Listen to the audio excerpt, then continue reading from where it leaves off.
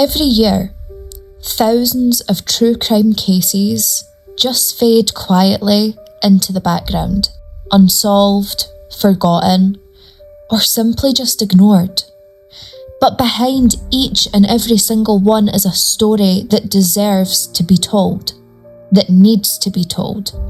And tonight, we are shining a light on 4 chilling cases that never made national headlines, but absolutely should have. 4 victims, 4 mysteries, and one question that connects them all. How did justice miss them so completely? These are the cases you've never heard of, but you will never, ever forget.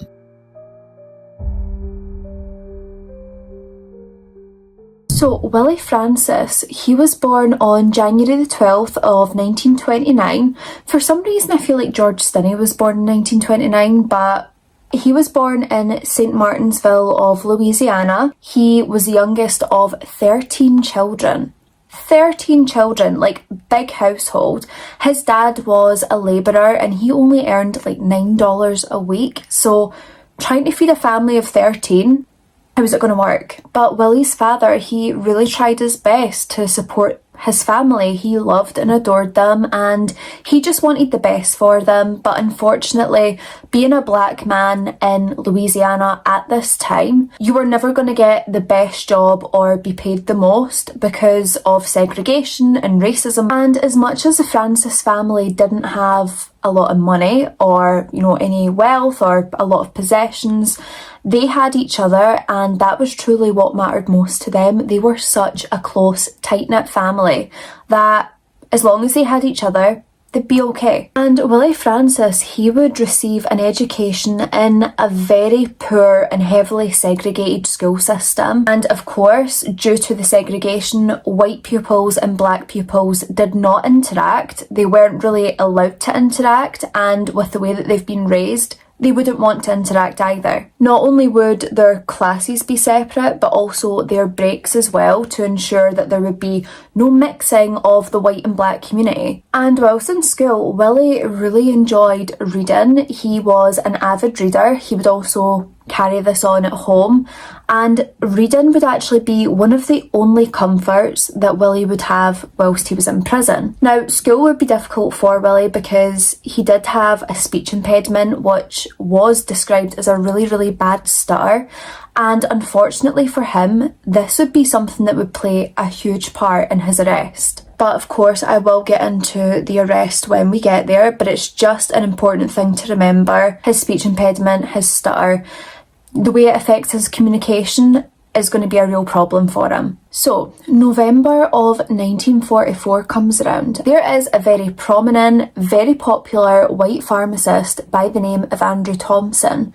Now, he lived in Willie Francis's hometown of St. Martinville, Louisiana, and one day Andrew Thomas is standing outside his home where he would be shot 5 times by an unknown, unnamed, unseen individual, and this attack would unfortunately result in his death. And the death of Andrew Thomas was something that would really shake the entire community, the white community, the black community, just everyone in Louisiana, especially in St. Martinville, couldn't believe that this would happen to such a popular and prominent man, and especially not a white man. Now, as soon as this crime takes place, as soon as Andrew Thomas is pronounced dead, the entire community is desperate for answers. And of course, they want to find out who shot this popular man, but they also wanted to know if, more people within this community were at risk. Is anyone else in danger of being hurt or killed? So police right away, they listen to the community, they get on, they do their jobs, they start a very intense investigation where they would question hundreds of locals to try and get witness statements, any eyewitnesses, just get an idea of what might have happened to Andrew Thomas. And I really just need to say, the police in this investigation, they are going hard. They are going in the deep end. They are giving it their all. They are questioning every Tom, Dick and Harry that walks by them on the street, especially every person in the black community, Because of course, back then, this is where the fingers point first. Now, despite all the questioning that they are doing, they are having no such luck on finding a witness or even finding anyone that is raising alarm bells. Of course, at this point, the public, they are starting to lose hope. The days are turning into weeks, the weeks are turning into months. Now it's 9 months later, they still don't have a witness, they still don't have a suspect, and the community now is starting to get agitated. They're getting very annoyed that 9 months later and there is still no single lead, not even a possible lead. How? So of course the locals are growing more restless and more tired of how long it's taken the police to figure this out. The police catch wind that the locals are basically saying that they're incompetent, that they can't do their job. And when they hear this, they get all butthurt, like, how can they say this about us? We're the police. And at this point, Sheriff E.L. Reisweiber, he decides to put a different plan in motion because he can't stand that the community might think that he is completely incompetent and lose faith in him as the sheriff. So the sheriff, he goes to debrief his team and he instructed them, and I quote, "Arrest any man so we can put this case to bed." He was willing to arrest an innocent man just so they could say that they did their job. And unfortunately, we're in the 1940s and no person is easier to blame than a member of the black community. And this is exactly what they would do. So in August of 1945, Willie Francis is on his way to visit his big sister in Port Arthur of Texas. And of course, this visit is something that Willie has done several times before, to go and visit his big sister. He is not thinking anything of it. It is just another day. But unfortunately, on this day, he would encounter the police who had a vendetta. Now, Port Arthur police, they stated at first they were confusing Willie with a wanted accomplice of a drug dealer and also for drug trafficking. Now, the reason that the police had been suspicious of Willie was apparently because he was carrying a briefcase. Now, another major thing that police said made them believe that Willie was guilty was due to his bad stutter.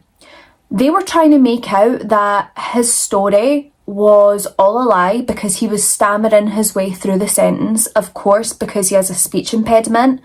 But they said that they took this as nervousness and a guilty conscience. And according to police at this point, they believed that they had reasonable cause for an arrest, and so they immediately arrest him. Now, Port Arthur police, they very quickly realise that Willie Francis is not the man that they've been looking for. He has nothing to do with these drug offences, accomplice of the wanted drug dealer or drug trafficking. But that didn't matter because they decided that they were going to get him on something. So they decided to charge him with the assault and burglary of a Port Arthur resident. Unfortunately for Willie Francis, the police would not stop there. Now, at this time, the murder of Andrew Thomas was still a very prominent topic within the community. People were still talking about it daily. People still wanted his murderer to be caught, and rightly so. But let's catch the right person. Now, because it was still such huge talk and the public was losing faith in the police, every single police officer in Port Arthur was desperate to be the one who brought in the murderer of Andrew Thomas. And for the police, who would be a better suspect than a 15-year-old financially poor black male? So police, they feel like they have the perfect victim, and I'm saying victim, I'm not saying perfect suspect, perfect victim that can take the blame for this heinous murder. And they decide to interrogate and question Willie Francis. This 15-year-old did not have a lawyer present. There wasn't even an adult present, okay? And the police claimed that a couple of minutes into the interrogation with Willie Francis, they had a signed confession from this 15-year-old claiming that he had in fact killed Andrew Thomas. And what's actually so insane about this case is Port Arthur police claimed that they found Andrew Thomas's wallet in the possession of Willie Francis. And they also claimed that they found his identification card, like his ID, also in Willie Francis's possession. Now, this could never ever be proven true because this apparent evidence that they had against Willie Francis wouldn't even be admitted into trial. Like, if this is your most damning piece of evidence against the accused, would you not want that to be included in the trial to prove your point? Idiots. Now, a lot of people at the time, they did sort of question whether or not Willie Francis's confession had been coerced out of him by the police. And a lot of people believe that it might have been. Of course, police, they are going to deny this to the very end. They are adamant that Willie Francis confessed by his own accord. And the public just leaned to believing the police, despite the fact that a lot of the wording used in this confession had quite clearly been dictated by the police. Not a young black teenager who had a poor education. And I don't mean that in a disrespectful way at all, but it was just very clearly not written or spoken by him. And I mean, see, to be honest, it did not matter whether or not the person they had was guilty or innocent. Police were now just happy that they had someone to nail, and they were going to go the full way with this for Willie Francis. Now, in this apparent confession, it said that Willie Francis had written about a secret that him and Andrew Thomas had between themselves. Now, later, the St. Martinville newspaper would allude to the fact that Andrew Thomas had been sexually abusing Willie Francis, this giving Willie Francis motive. Now, a lot of people didn't believe that Andrew Thomas would be capable of something so terrible, yet were very quick to believe that Willie Francis would be capable of murder. And I have to stress again that this secret between Willie Francis and Andrew Thomas, this would never ever be confirmed, or there would be no evidence to prove this. And what's really interesting is the few next bits that I believe alludes to the fact that a policeman probably killed Andrew Thomas and not Willie Francis, so I'm going to get into that just now. So, within Willie Francis's confession, it states that he had stole a gun from a deputy sheriff of St. Martinville by the name of Auguste Fuselier. Now, Auguste Fuselier, he had once threatened to kill Andrew Thomas. There was witnesses that heard him say that he would kill Andrew Thomas. Now, it's apparently his gun that's been taken by Willie Francis, but would you believe that the gun and also the bullets from Andrew Thomas's body were nowhere to be found in the evidence? These would just disappear from police evidence before the trial, and yet they would still continue with the trial. So at this point, Louisiana hadn't actually requested Willie's extradition, but that didn't matter because Port Arthur Police wanted to be Charlie Big Balls and be like, we've brought in the murderer. And so they had him transferred back to St. Martinsville for prosecution. And then police, just really wanting to make sure they've put all the nails in Willie's coffin, they say that Willie Francis had made a second confession on the car ride back to St. Martinsville. And of course, there was no one there to corroborate this claim, but they're the police, so you just need to take their word for it, because we've never ran into corrupt police before. Now, police, they had formally arrested Willie Francis on August the 8th of 1945. 1 month later, Willie Francis would find himself put in front of a grand jury of all white men. This young boy has just been thrown to the lions and he does not stand a chance. And Willie Francis, he would plead not guilty despite his apparent earlier confessions. And what is so infuriating is Willie Francis had a white lawyer, and this lawyer tried to get him to reverse his plea. He wanted him to plead guilty. Now, Willie Francis, who is stating he is innocent, he refuses to reverse his plea. He is remaining at not guilty.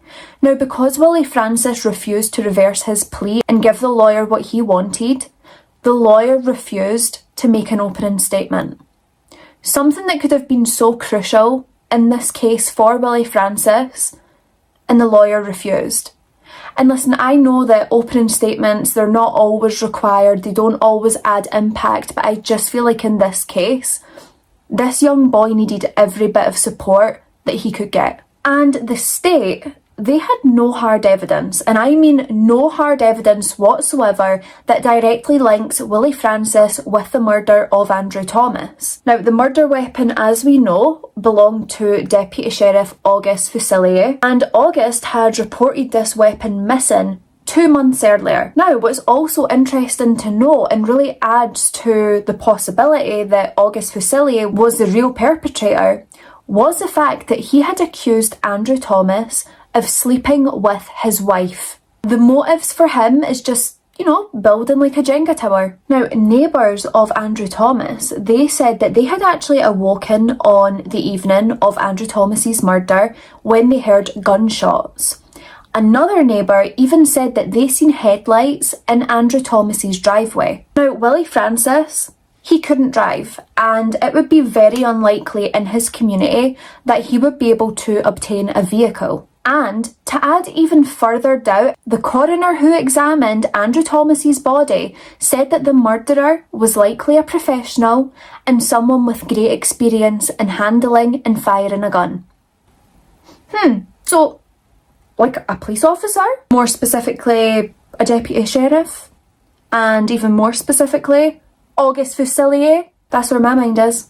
Now, of course, it is not going to be surprising to any of us here that the weapon, the gun, was never tested for fingerprints, and the bullets that had been obtained from Andrew Thomas's body had never actually undergone any ballistics testing. And if you remember, I said that the weapon, along with the bullets, had went missing. Well, isn't it crazy that they had went missing en route to the FBI for testing, and they would never be recovered? Tell me that's not an inside job. Like, Willie Francis hasn't made them disappear, unless he's Houdini, but I don't think he is. So Willie Francis, his trial would begin on September the 12th, because he is still going to trial despite all of this craziness that is going on and despite lack of evidence against him. But not only would his lawyer not provide him with an opening statement, they also didn't call any witnesses, they didn't do any cross-examination against the state's witnesses, and they would rest their case without making a defence. How? Tell me why. Tell me why. It doesn't make sense. Why? Like, respectfully, as a judge, I would turn to this lawyer and be like, are you doing your job anytime soon? Now, just a little more than a day later, this all-white jury convicted Willie Francis and they sentenced him to death. And then on May the 3rd of 1946, this would be the day of Willie's execution. Willie prepared for his final moments and he would be strapped into gruesome Gertie, and this was Louisiana's electric chair. At this point, Willie is so terrified that he can't even say goodbyes. He just clenches his fists, he closed his eyes tightly, and he just awaited this inevitable moment that was coming to him. However, when this moment came, something went wrong.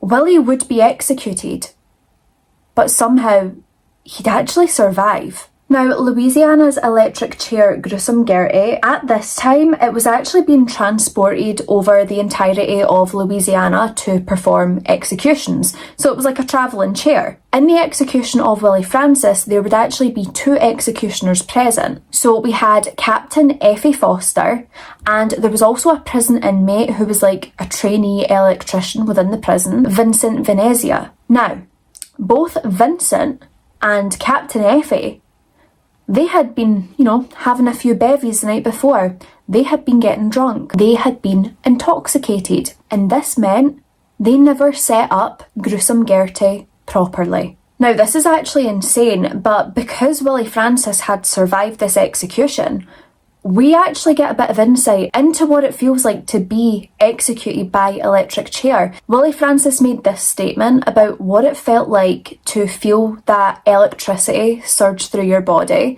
and I'm going to read it to you because this is crazy. So Willie said, "The best way I can describe it is wham! Tss.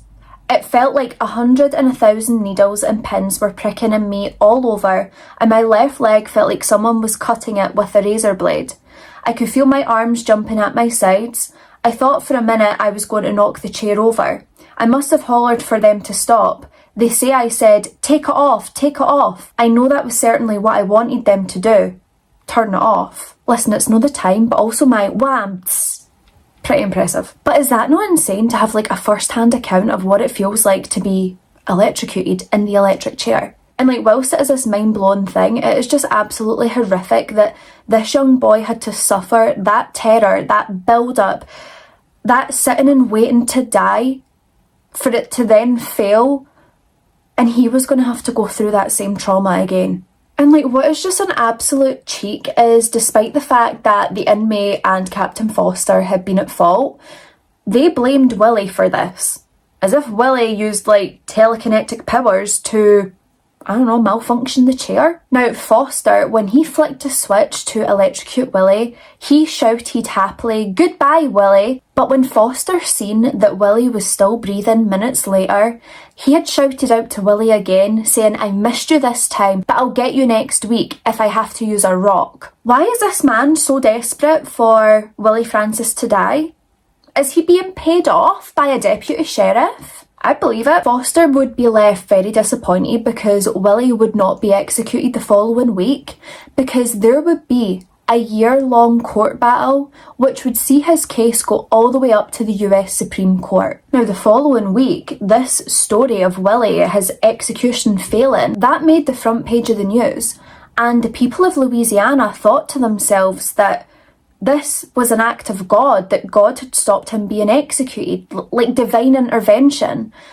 And they thought, how could the state of Louisiana execute this young boy again in good faith, when someone had obviously intervened? Now, what's really great is this media coverage had brought attention to people of the way that African American individuals are treated in the court system.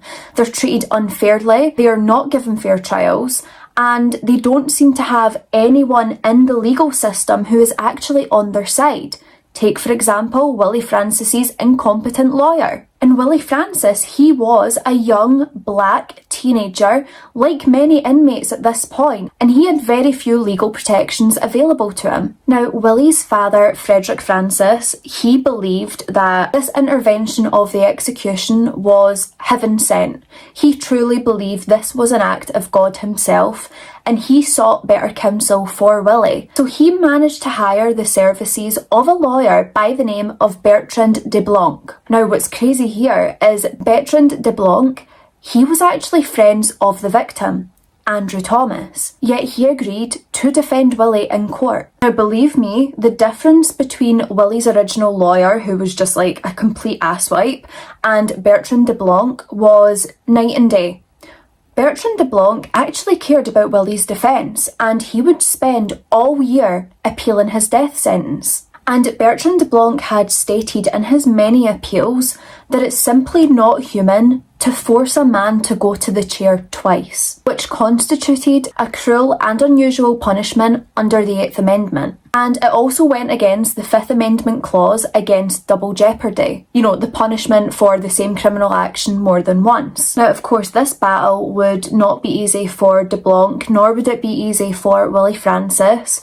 And on the 31st of May of 1946, de Blanc would face the Louisiana Pardons Board. And de Blanc, he provided very, very passionate arguments of why Willie should not receive a second execution. And he truly fought his hardest to have the death penalty revoked. But sadly, Willie Francis would have another execution date scheduled for June the 7th, 1946. It would be at this point when de Blanc would seek help from other lawyers, other people within the legal system, and he would take Willie's case to the US Supreme Court. However, after a shifting of the 9 justices, they would finally rule against Willie Francis 5-4, and yet another execution date would be set for Willie Francis. Now, Bertrand de Blanc, he never gave up on Willie Francis, and he was really fighting to get Willie Francis a fair trial. And he vowed to Willie that he will absolutely get him a brand new trial, especially because he had learned that the executioners had been drunk the night before and possibly the day of his previous execution. But yet again, he would be denied a new trial. Now, DeBlanc had told Willie, you know, I will take this to the US Supreme Court for you again. I will continue to fight for you. But at this point, Willie Francis was completely defeated. He was tired and he could not face the disappointment again. He couldn't go through this again. And he even stated to Bertrand DeBlanc that he was ready to die.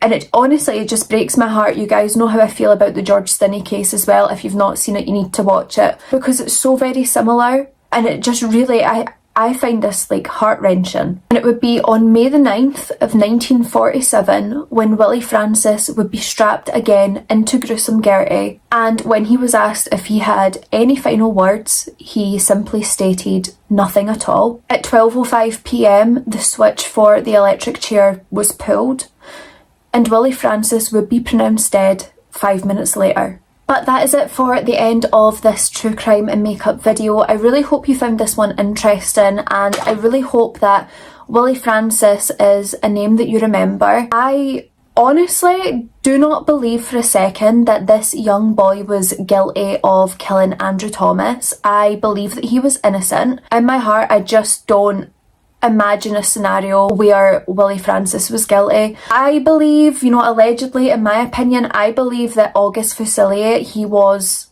the perpetrator. I believe that he killed Andrew Thomas. He had motive. It was his gun. The bullets and the weapon went missing.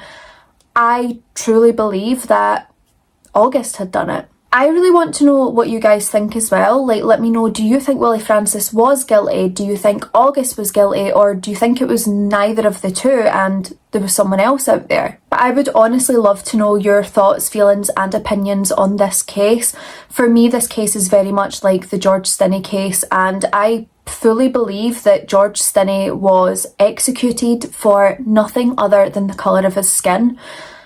And I can't help but feel like it's been the same for Willie Francis. But my heart goes out to Willie Francis and all of his family. What he went through is absolutely horrific. I mean, it always is in these cases, but the terror that he had to face twice, going to a chair for a crime that had literally no evidence against him, is just unfathomable to me.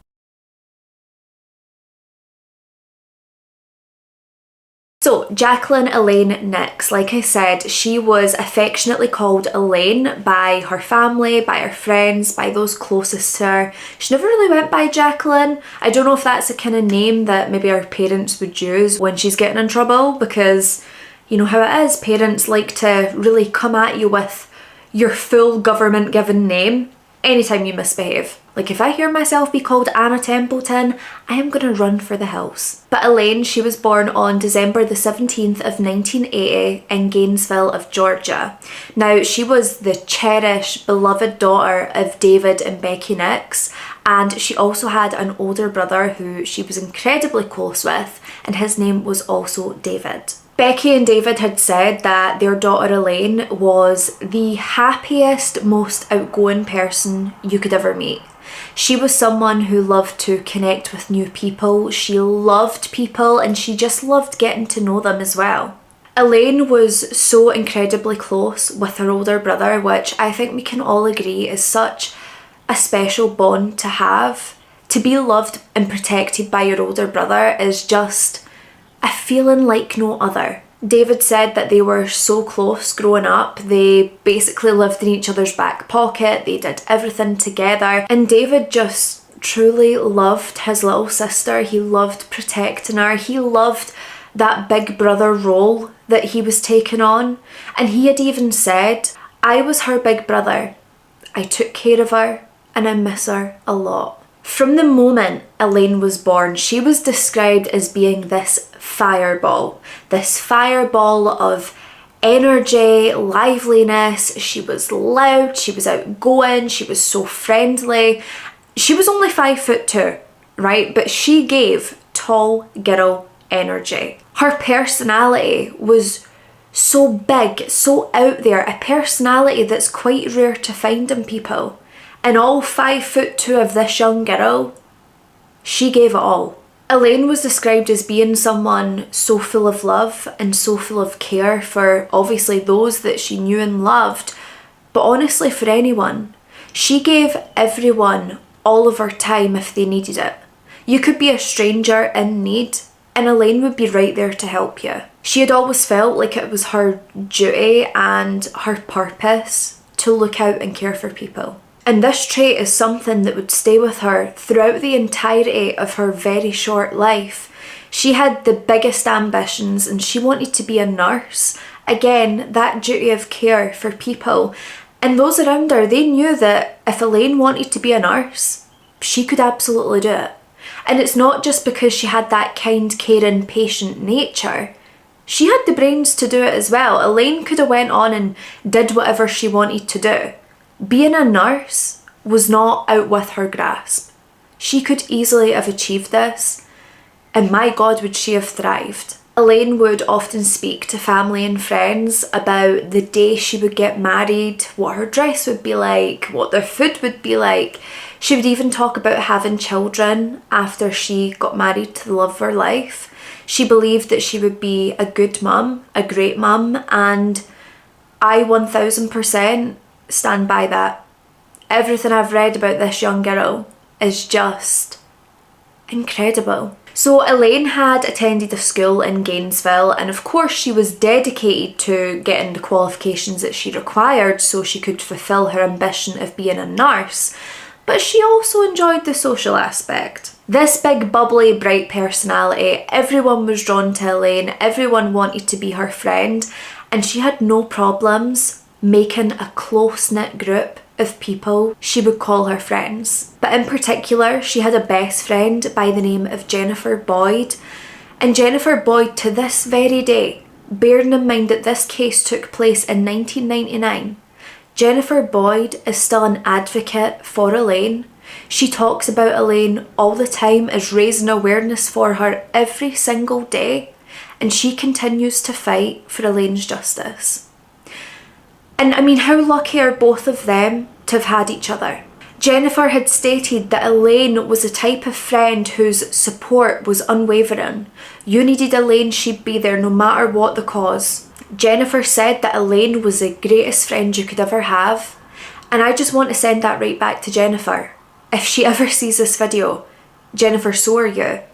Because look what you're doing. Your support for Elaine, for her family, is unwavering. What you are doing right now to raise awareness, to try and fight for her justice, you are a great friend. You are one of the greatest friends anyone could have.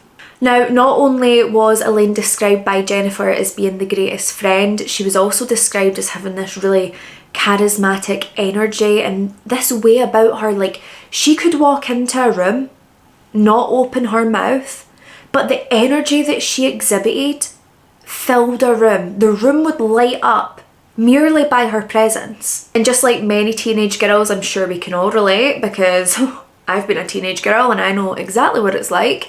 Elaine would have her fair share of crushes, but no crush came as close as Billy Millwood. And luckily for the pair, both Elaine and Billy, they would wind up becoming a couple. They would be boyfriend and girlfriend throughout their teenage years, up until the time that Elaine's life was taken. Now, Billy was from Cleveland and this was around 25 miles from where Elaine lived. So they were doing the whole long distance relationship thing. And their relationship mostly consisted of long phone calls. And like many relationships, there was makeups, there was breakups. They would make up the next week and then break up the next. We all know what it's like, a very tumultuous relationship. People did say that with Elaine and Billy, you never really knew if they were going to be on or off, depending on the day of the week. And although they experienced these up and downs, they very much did maintain their relationship all the way through, like I said, until Elaine's death. They would spend long nights on long phone calls, just chatting away about anything and everything. And these phone calls, when I say they're long, I mean they're so long that Becky and David, they started receiving phone bills for $75. And this $75 had been racked up by Elaine on the phone to Billy. No great. And let me tell you, I've been there. When I was in high school, there used to be this thing, I don't know if it was just the UK or if it was worldwide, but it was like Talk to Bongo, and apparently Bongo could tell you what people thought about you, what your future was going to be like. I text them every day. I thought it was free, and I was wrong. And I think my mum ended up with a phone bill of like £90 for me, all because I was texting Bongo. And let's just say my phone was cut off for a duration of time to teach me my lesson, and I definitely learned it. So Becky and David, they explained to Elaine, listen, we can't fund your love life. We have a budget that we have to live by. We don't have bottomless pits of money. If you want to speak to Billy, you're going to have to find a different way of communicating, because we're actually going to have to put a blocker on these long distance calls, so we're not throwing money away every single month on a phone bill. And as you can imagine, being young, being in love, Elaine found another means of communication pretty easily, because it's amazing the lengths she'll go to speak to the person that you love when you're a teenager. So Elaine, she had discovered that a convenience store that was only 5 minutes down the road from her house, Zach's Food Rack on Candler Road, they had a payphone there. And with this payphone, you could pay 35 cents and talk as long as you wanted. What do you mean that Elaine's been racking up these $75 phone bills? When she could be over at Zach's Food Rack, 35 cents, talk as long as she wants. So any phone calls that Billy would make to her home telephone, this would actually be forwarded to Elaine's pager, and then she knew time to go phone Billy, and she would make the 5-minute drive to Zach's Food Rack. And Elaine would do this often. She would always travel, go out of her way, even if she's like lying in bed, she's tucked up. If Billy wants to speak, she pulls on her clothes, out the door, Zach's Food Rack, and she would make the time to speak to him. He was that important to her.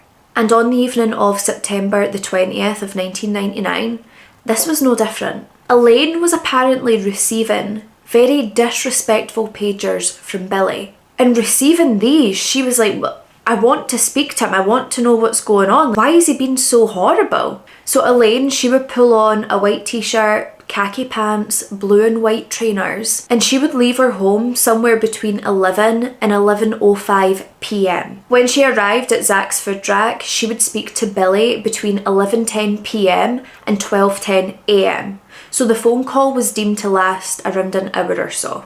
Billy had stated that that night they had spoke about a multitude of different things, one of them being them going camping together. There was a lot of things that he wouldn't disclose, but he made the point of saying that both him and Elaine, they ended this telephone call by telling each other, I love you. And this call was actually corroborated by phone records, so we definitely know that this call did take place. The call was made to Billy and it did last around an hour. So after this call finished, it would be usual Elaine would be back home within 5 to 10 minutes. I mean, she is only 5 minutes down the road.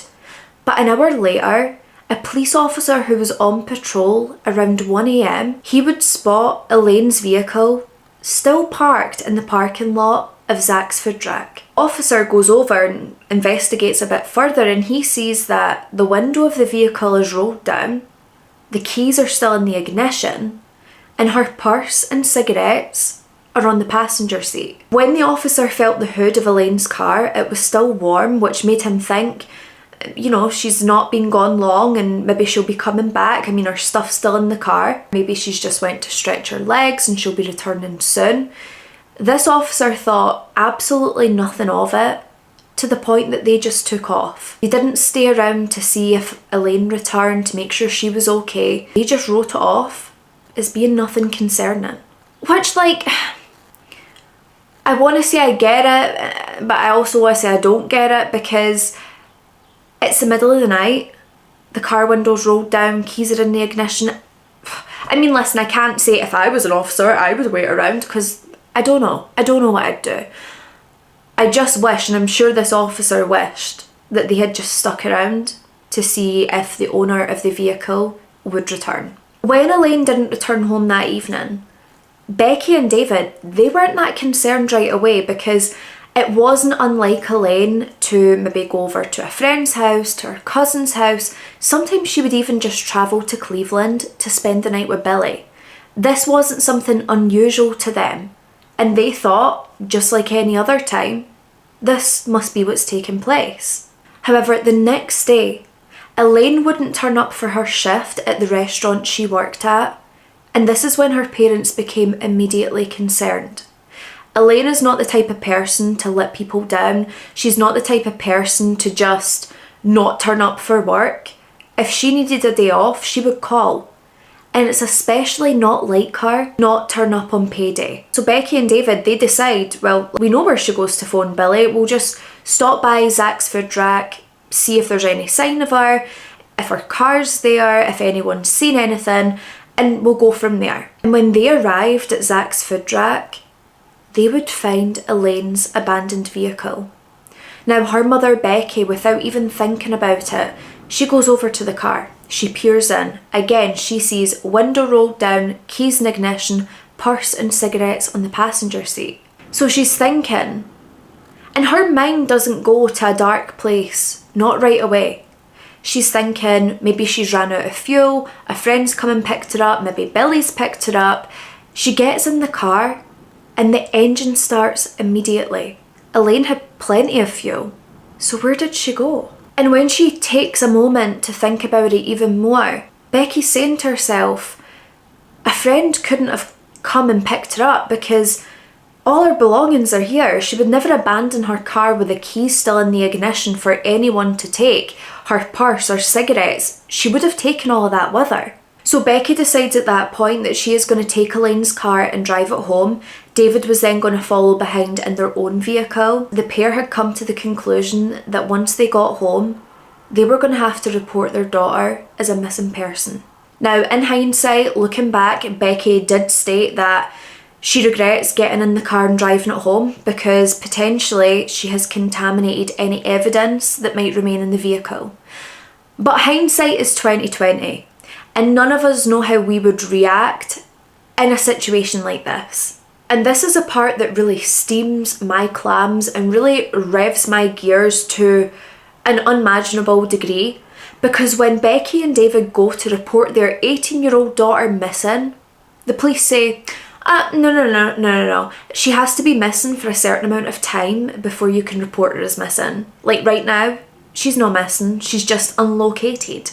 And this infuriates me because this is their daughter, right? These people, they know their daughter. They know that she is missing. So just file the damn report because you don't know their daughter the way that they do. And if you're ever in a position where you need to file a missing person report and some asswipe police officer tells you, oh no, you must wait this amount of time, ignore them and just demand that they file the report because that is a myth. And actually, the first 24 hours of any missing person case is crucial. But David and Becky, they don't wait around. If the police aren't going to get off their asses and look for Elaine, they will do it themselves. They start creating handwritten flyers. They are putting these on every single stop sign and lamppost within the town. They gather up a search party of their friends, Elaine's friends, people of the community who wanted to help, and they start retracing Elaine's steps from that very evening.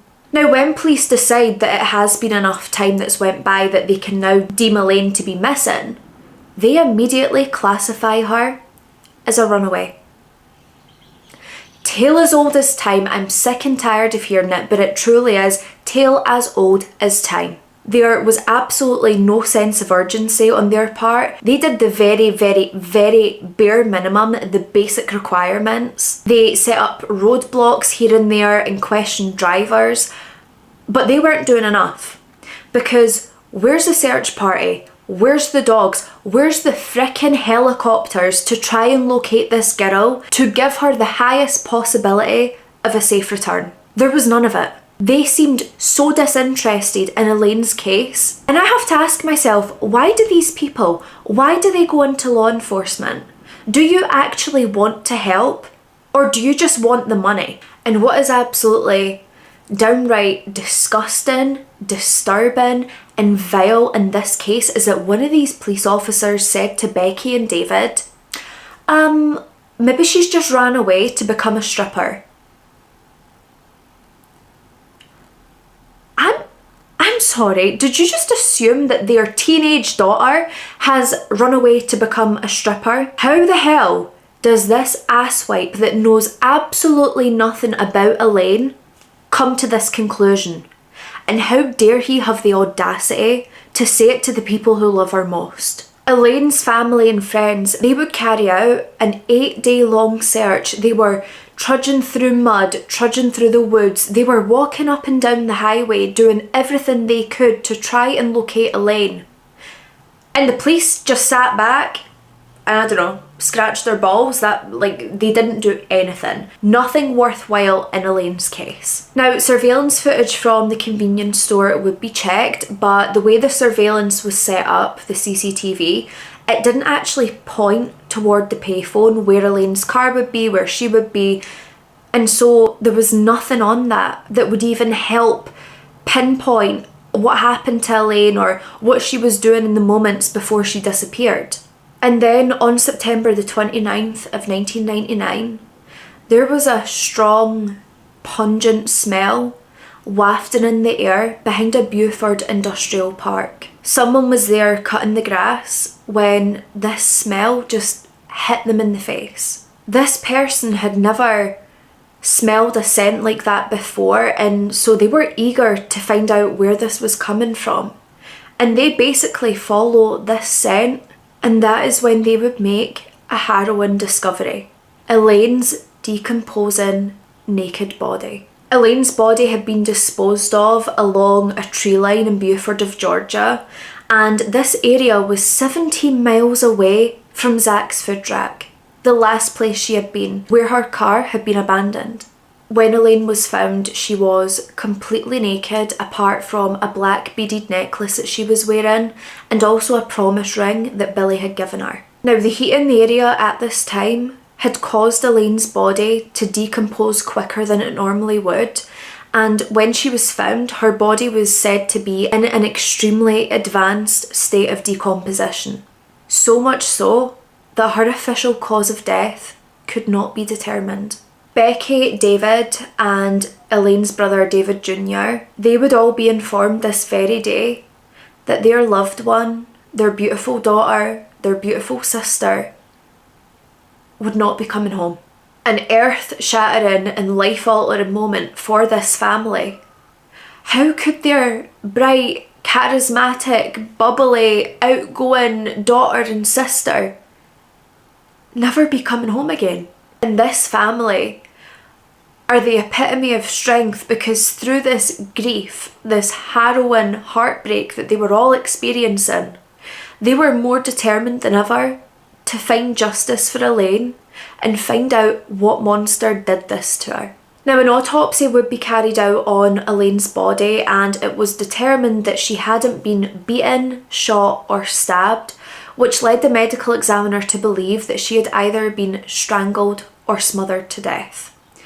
They do believe that there was some element of sexual assault, but due to the nature of her body at the time she was found, this couldn't be directly determined. But of course, with her being found completely naked, they believe there could have been that element at play. Immediately after locating Elaine's body, the police, they set up roadblocks again, because apparently that worked so well in the first place. Not. They stopped drivers, they questioned them, but as you can imagine, no one had seen or heard anything.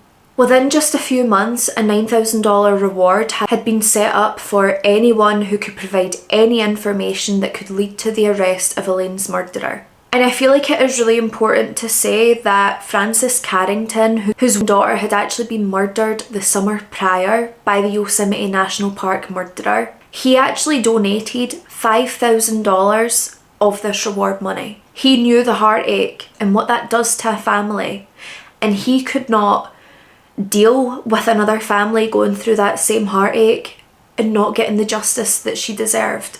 Elaine's family, Elaine's friends, the community, people who knew of Elaine, they have never ever stop searching for justice. They work tirelessly day in and day out, working on new theories, any breaks in the case. They take tips. They're truly exploring every single avenue that they can to get the justice they need. And whilst the family, friends and locals do everything in their power, everything that they possibly can to try and track down who murdered Elaine, there has been very few, if any, leads. And Elaine's case remains unsolved to this very day. It will be 26 years this year since Elaine was murdered. 26 years have gone by and this family still don't have answers. There are many different theories and thoughts that people have regarding Elaine's case and what potentially has happened to her. And whilst these theories maybe haven't led anywhere yet, I do feel it's important to discuss them because it could be something like this that jogs someone's memory, they remember something or they've maybe heard something. At this point, we need to do and think about everything we possibly can and try our best to aid in getting Elaine justice. Because despite the pleas from Elaine's friends and family, the police have basically shelved her case and just allowed it to go cold. It doesn't appear as though anyone is actively working on it, apart from her loved ones and her local community, which is just shocking. So the very first theory that we have is that Elaine had been abducted by a stranger. This is the theory that law enforcement pursued from the very beginning, but I mean, let's be honest, did they do much to actually pursue it? No, really. But this is what they believed. They thought that someone had maybe spotted Elaine there by herself and seen this as a moment of opportunity. Some even believe that maybe she was being followed there. In this instance, people do believe that Elaine would have been approached right after the phone call had ended or right after she had got in her vehicle. Her window had been rolled down as if someone had maybe come up and knocked on it and she's rolled it down to see what they wanted, which I kind of get that vibe. But then you hear that it was a very hot time. Did she just have the window down because she was too warm? You never know. Others believe that Elaine was taken by someone that she had known.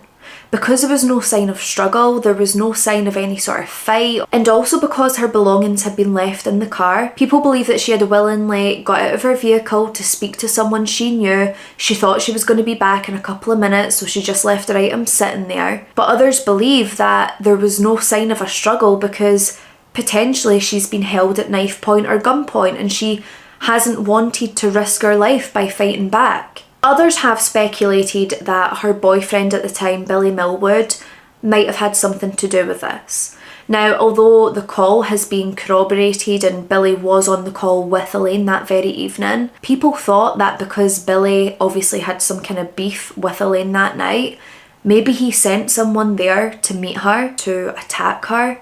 And people believe this because of the disrespectful pagers that Billy had sent to her. But this is purely just speculation. There is no evidence. He has never been a named suspect. This is just a theory that people are throwing out. I would take this with a pinch of salt because there's nothing to allude to that fact. Elaine's father, on the other hand, he believes that potentially whilst Elaine's been on the phone to Billy, maybe she's witnessed a drug deal go down. Maybe two people or a group were doing a drug deal, they thought no one was around, and then suddenly they spot Elaine in the phone booth. They panic, they think that possibly she's going to go away and tell someone, and then they murder her to silence her. And whilst we don't know who murdered Elaine, and whilst we don't know exactly what happened that night, here's what we do know. Elaine was a beautiful, cherished and adored young woman with her whole life ahead of her, a life full of big dreams, a life full of family and friends who just loved her so much and who miss her every single day. She was someone believed to be able to make great changes in the world had she been given the opportunity. And this vile, monstrous, evil creature that took her life must be brought to justice. We cannot let this go. So please, remember Elaine's name, remember her story, spread awareness of her case, tell people about her case, point them to resources so they can learn more about Elaine and her case and how they can help. Someone, somewhere, knows something. It might be big, it might be small, but any bit of evidence or any detail that can be provided is absolutely crucial. If you feel like you might have any information whatsoever and you can come forward with this information by contacting the Gwinnett Police Department Crime Stopper tip line at 404-577-8477. Or you can contact the Hall County Sheriff's Office at 770-531-6900. There's also a Facebook page called Elaine Nix Unsolved Murder. I believe this was set up by our best friend Jennifer, but this page was set up to raise awareness of her case, let people know her story, and to allow people to come forward with any information they might have. Please, if you have Facebook, jump on this Facebook page, join the group, have a look through. If you're from the area, sift through this profile and see if anything jogs your memory. Please share it on your Facebook, share it with anyone and everyone that you possibly can. Let's try our very best to get Elaine the justice she deserves and to also provide some peace and closure to those who love her. But my loves, that is it for another true crime episode. I really hope this one was interesting to you, and I hope that if it's one that you've not heard before, that it has made an impact on you and that you do check out the resources, check out the Facebook group and see if there's anything you can do to help. Because if this was one of our family members or one of our friends, we would want people out there doing the exact same. So please, please spread awareness of Elaine's case and tell people her story. The contact numbers, the Facebook page, everything regarding Elaine and the resources to help get her justice, they will all be listed down below in the description, so please check that out if you're looking for them.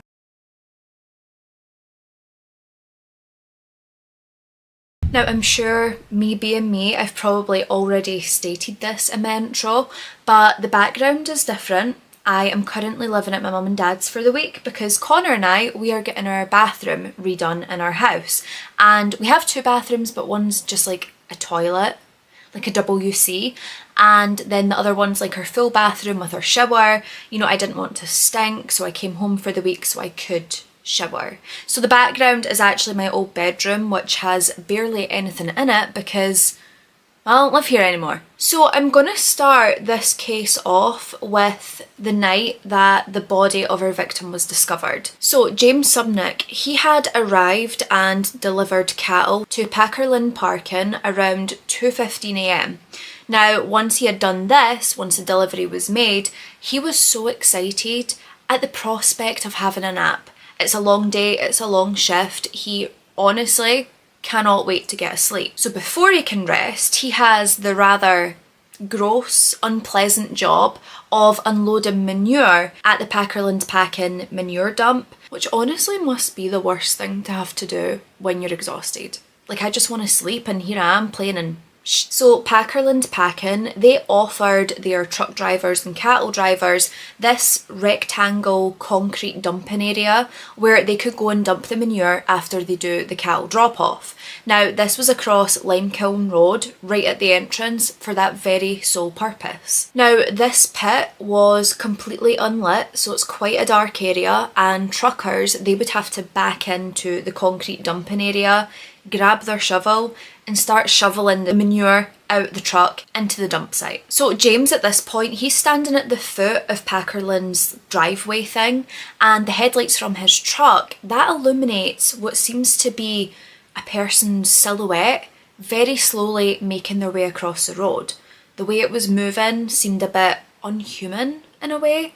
It was very slow, it was staggering. He did think it might be someone who was drunk. At this point, James can't tell whether this figure he's seeing is a man or a woman because there was quite a lot of hair in the way, which kind of obscured his view.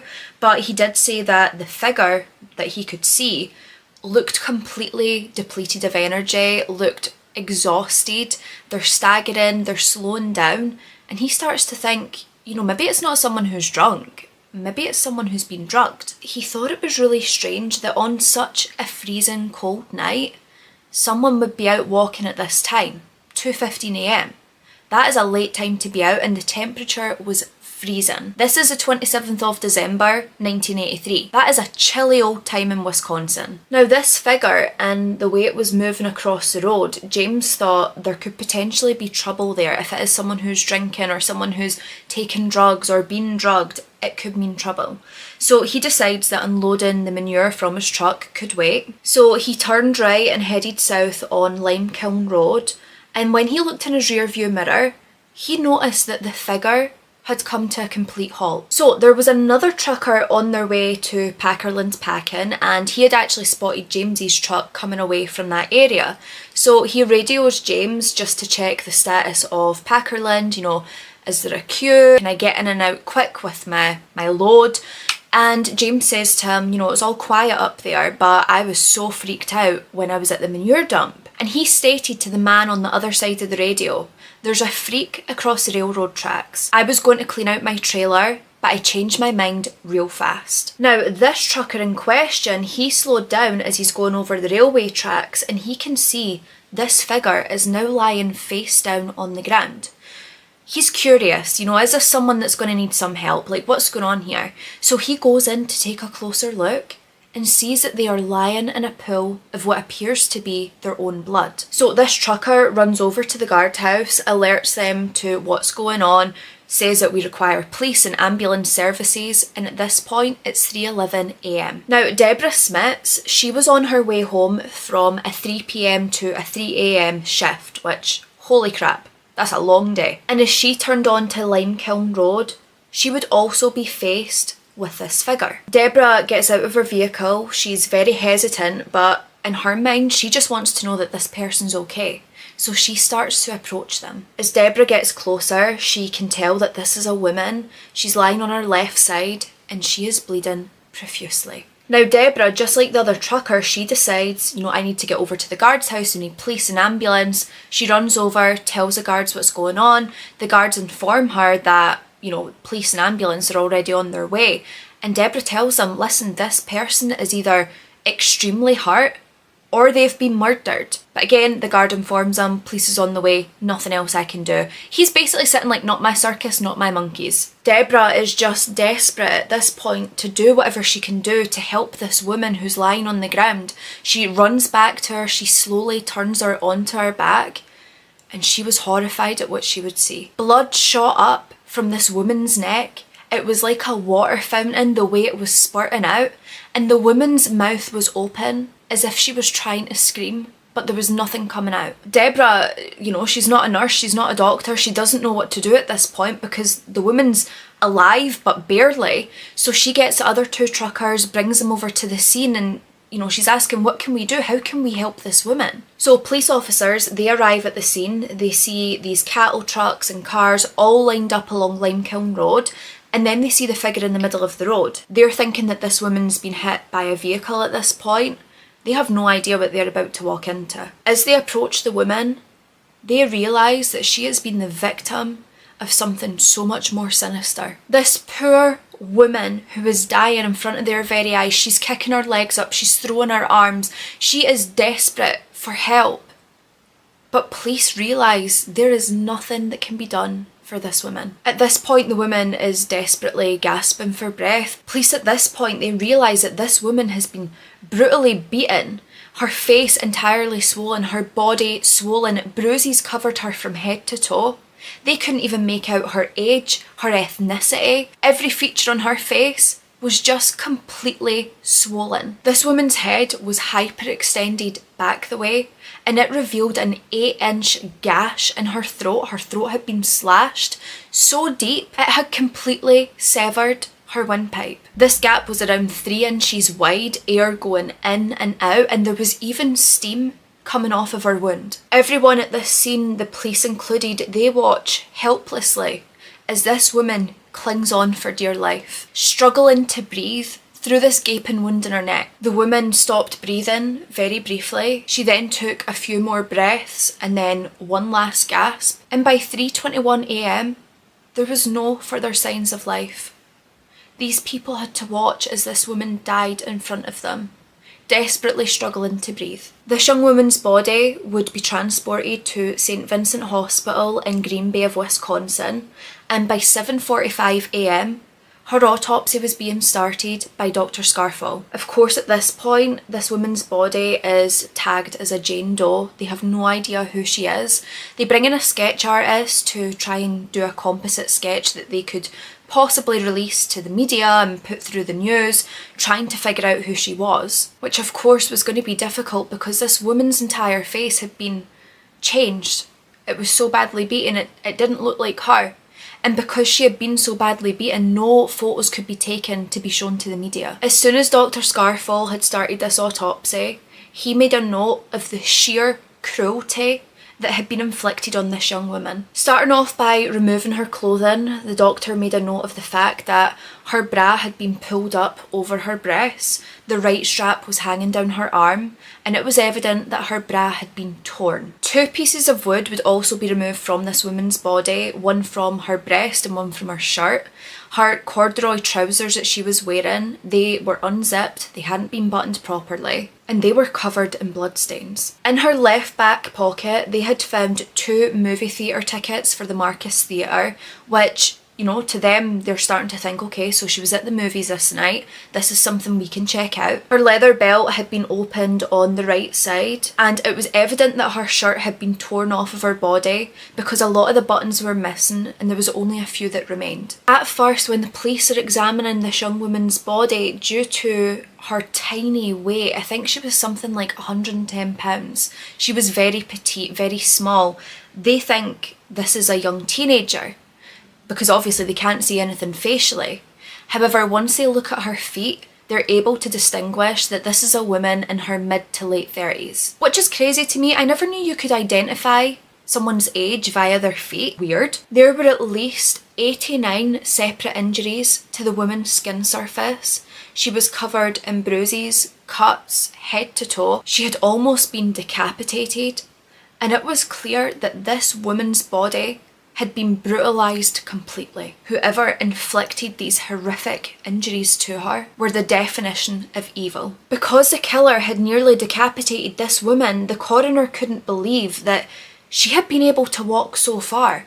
She had stumbled out of this concrete manure pit and made her way across Limekiln Road. How did she do it? They couldn't believe that she would be able to walk so far with such severe life-ending injuries. Now, the most striking aspect of this whole brutal murder was just how much blood was present. It covered her face, her neck, her hair, her entire body, to be honest. And with the severe beating that she had taken around her face, both eyes were completely swollen shut. Now, an examination would take place of her lower pubic area. There was lacerations and tears down there as well. Tears that wouldn't happen through consensual sex. When they're examining this young woman, they also feel that there's some sort of foreign object lodged in her vagina. The examiner tries to get this object out. They're feeling around and they're thinking, I think it's a light bulb. But when they pull this foreign object out of this woman, they see it's a cue ball. A ball that you would use whilst playing pool. Someone had stuck that in this woman, and it was likely that this cue ball being shoved so far inside this woman is what caused these tears that didn't look consensual, because they weren't. At this point, the police have a body but no identity. They have physical clues, they have the evidence that's on her body and the evidence that they've been able to take from the crime scene. And they know, despite the freezing temperatures outside, they just need to brave and bear with the cold because this case requires immediate investigation. They were determined to catch whoever had done this to this poor woman. By the time the autopsy was complete, news about this woman's murder and the state of her body had been making its way through town. You know, local gossip spreading like wildfire. With this, there was multiple calls coming in, people who maybe hadn't seen their partner that night or their friend that night, calling up to check that it wasn't them. There was also people phoning to say who it could have been. All of these people calling in hopes of identifying the victim. Police, they decide what they're going to have to do is go around all the local taverns on Limekiln Road and try and locate which tavern is missing a cue ball. Now, there was one tavern that they had stopped by that was in fact missing a cue ball, but the owner had said that he noticed the cue ball had actually went missing on Christmas Day, so that would have been before this brutal murder would have taken place. So police are thinking, right, okay, back to square one. There was also no evidence in this particular tavern, no blood, no hair, nothing they could see that looked out of the ordinary. So they ruled this one out. So the police, they move on to the next part of the investigation, and that is to do with the 2 movie theatre tickets that were found in this woman's trousers. So they go to the Marcus Theatre, they talk to an employee, Susan Burger, and she had been able to recall a lot of information about the people who came and went that night. She was shown photos of the victim's clothing and was also shown the composite sketch. And she knew right away who it was. She remembered that this woman had come in with a man, but she couldn't quite remember who they were, what their names were. At this point, a sketch of the victim has been released to the media. There's calls coming in. Everyone is trying to identify this woman. Then, acquaintances of a woman come forward. They say that they recognise her from the composite sketch, and they also recognise her jacket specifically. She had a very specific style of jacket that she was wearing, and this told those people the woman on the news was Margaret Anderson. The police, they searched their fingerprint database or fingerprint file, whatever it would have been back then, and they find Margaret Anderson on file. You know, her fingerprints are there from 1975 when she had tried to apply for a bartending licence. The small application photo that they could see was identical to the composite sketch that they've revealed. Not only this, but the fingerprints were an exact match. This victim was Margaret Anderson. There was a telephone number on the file, and when police had called this number, they got through to Margaret's son. Now, they ask her son, have you seen your mum? When was the last time you seen her, etc. He tells them that he hadn't seen Margaret since Christmas night, when he and his dad, her ex-husband, had dropped her off home. Police head over to the house to question her son Bobby and to get further information, and they decide they want to take him to the station just to go through further questions. He wasn't a suspect, but they figured he might be able to provide some details. So the police are asking Bobby about Margaret's relationships. Is she in a relationship with anyone? Is she seeing anyone? And Bobby tells them she was seeing a man called Lee and also a biker called Weasel. Yeah, what a nickname, Weasel. And this is a weaselly little man we're going to speak about. When talking about Weasel, he told the police he didn't like this man. He didn't feel like this man treated his mother well, and he just wanted her to get away from him. Now, police discover that this man, this Weasel man, his name was actually Terry Apfel, and he was a biker. And he is able to take Terry Apfel's photo as well as Margaret Anderson's photo, show this to the movie theatre employee, who was then able to confirm this was the exact couple they had seen that night at the movie theatre. With this in mind, the police, they go to track down Terry Apfel. They know that one of his local hangouts is the Back 40 Tavern, so they decide to go over there, and lo and behold, there he is. So police, they take Terry Apfel, aka Weasel, back to the station, who honestly refused to talk until his attorney was present, who, by the way, he had conveniently called that very morning, before the police even came to see him. Now that we have the victim's identity, now that we know it's Margaret Anderson, who was Margaret Anderson? What was she like? Margaret Caroline Anderson, formerly Koppel. Koppel was like her maiden name. She was known to those closest to her as Margie. That was her nickname, her pet name. She was born on October the 6th of 1946 in Malta, Montana. Margaret was quite a late baby into the family, and there was 9 years between Margaret and the second youngest sibling. That's like me and my little sister. I'm 27, she's going to be 18 this year. By the time Margaret had been old enough to notice, her parents were living completely separate lives. Her mother had a cafe in Malta. Margaret spent most of her time with her mother in this little cafe, but she was still extremely close with her dad. She would see him all the time, and people said that Margaret had her father wrapped around her little finger. Now, Margaret's father, Charlie, he really struggled with alcoholism, and that was a big reason of why the family had sort of broken up in the first place. But Mary, her mother, and Charlie, her father, they remained good friends for the sake of the children. The entire Koppel family were extremely hard workers, and when it came to Margaret, this was no different. When she was a little girl, she would work in her mother's cafe. Like, God knows what age. She even had a little stepping stool that she would stand on at the till to be able to see over the counter. That's how young she was. And honestly, she was kind of the attraction for people to go into this cafe because everyone wanted to see the cute little girl who would serve them. Outside of her close-knit circle, Margaret would be deemed to be very shy, but inside this circle of friends, she was lively by nature. She had the best sense of humour. Now, many people spoke about Margaret's sense of humour, but especially her best friend, Rosie. Now, the pair of them, they were completely inseparable in their teen years. They even called each other's mums Mom. Like, that's how close they were. They just spent all of their time together. They were just this inseparable little duo, and Rosie said that Margaret would constantly make her laugh. There was not a day that went by when they weren't laughing their heads off at something Margaret said. Not only this, but she described Margaret as being the kindest soul you would ever meet. She genuinely could trust Margaret with her entire life, and whilst they always classed each other as best friends, unfortunately they did go their separate ways for a period of time because Margaret, she had started dating Rosie's older brother, and Rosie found it a bit strange to be best friends with her brother's girlfriend. However, years later, when Margaret's body would be returned to Malta for burial, it was her best friend Rosie who was there, picking out the perfect outfit for Margaret to wear. Oh my God, why am I getting emotional? I'm sorry, it's just such a special thing to have friendship that you care about that much, that lasts so long, that even if you haven't spoke every day, they're still your best friend and you're there in those difficult times.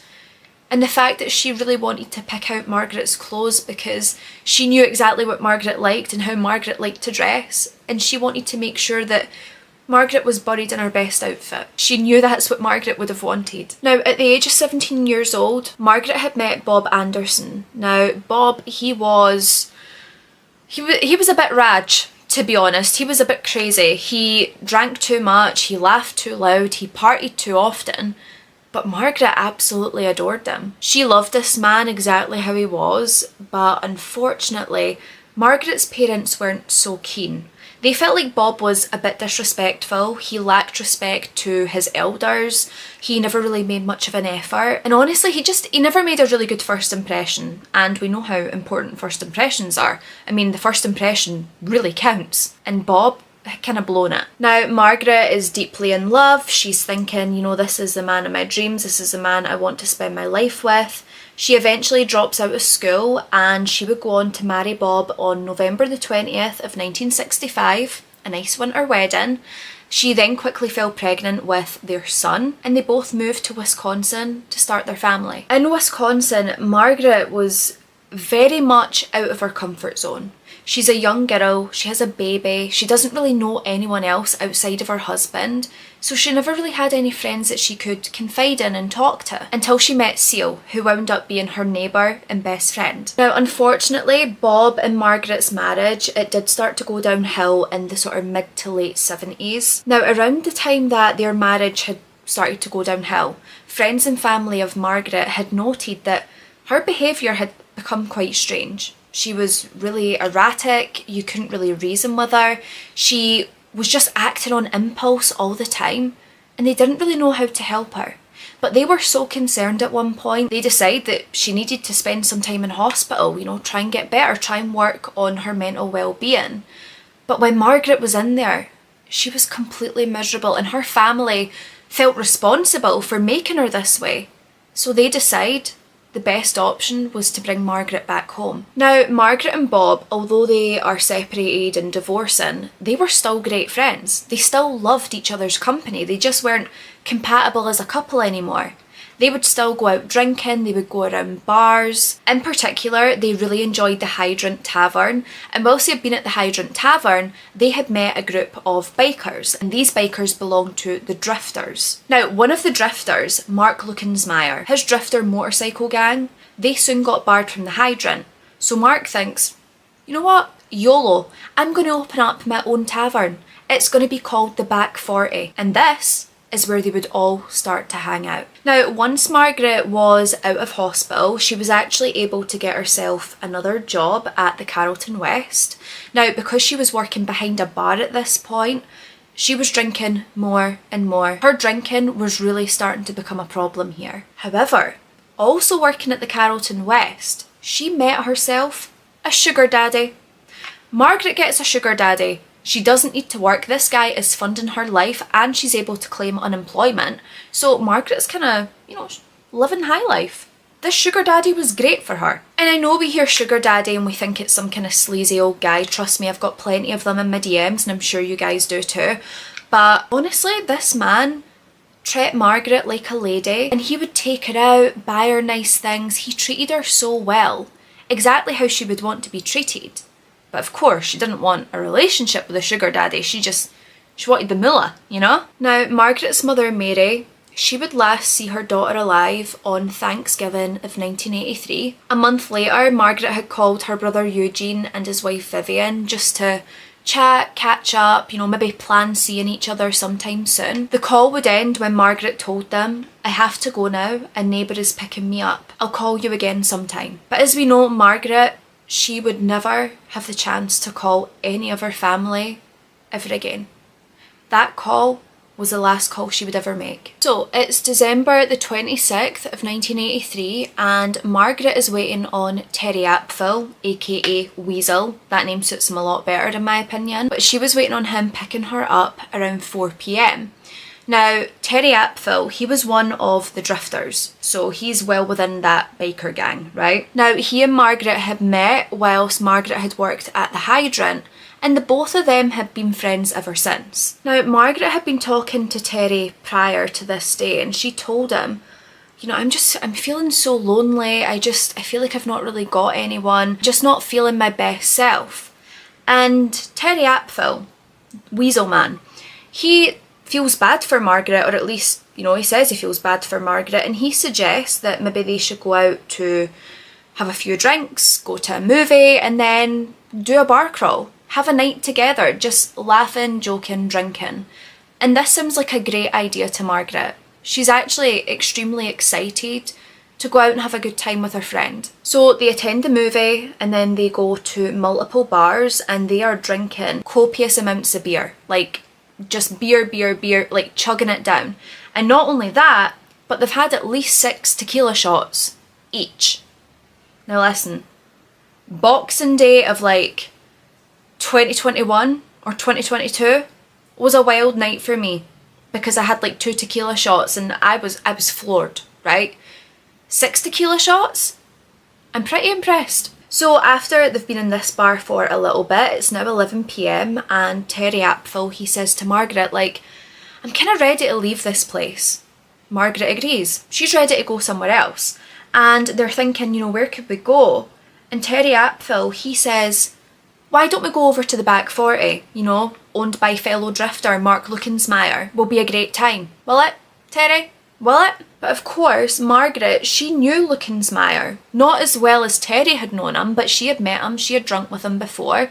So she agrees to go back to the back 40. And the back 40 is where one of the most horrific and monstrous tortures would occur. So also in the back 40 that night, there was Eddie, Gargoyle, Bobber and Shotgun. I know what you're thinking.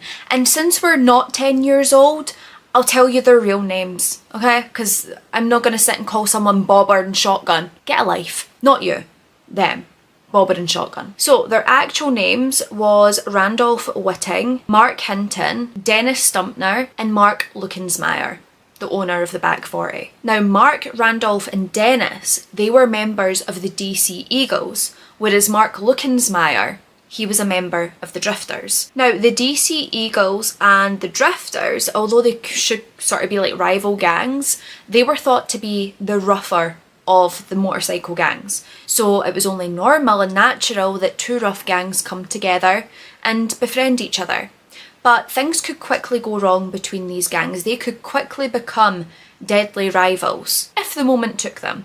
But at the moment, Everyone seems to be friends. Now, Luckensmeyer, he had been tending the bar. He was drinking and shooting pool with the DC Eagles, waiting on Chris Shavlik to come in and take over the shift. Now, Chris Shavlik, she would work from 6 p.m. until close. This then gave Mark Luckensmeyer the freedom to party within his own bar. You know, just enjoy his night with the fellow rough motorcycle gang. Now, there had already been some drama before Margaret and Apfel arrived at the back 40 that night. So bearing in mind, they arrive around 11 p.m. Prior to this, there's been disagreements, there's been arguments, a few quarrels, a few crosswords, some verbal ping pong that didn't quite hit.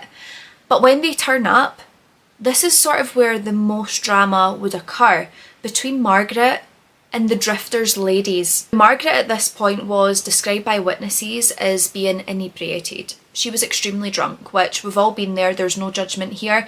That does not warrant anything that happens to this woman.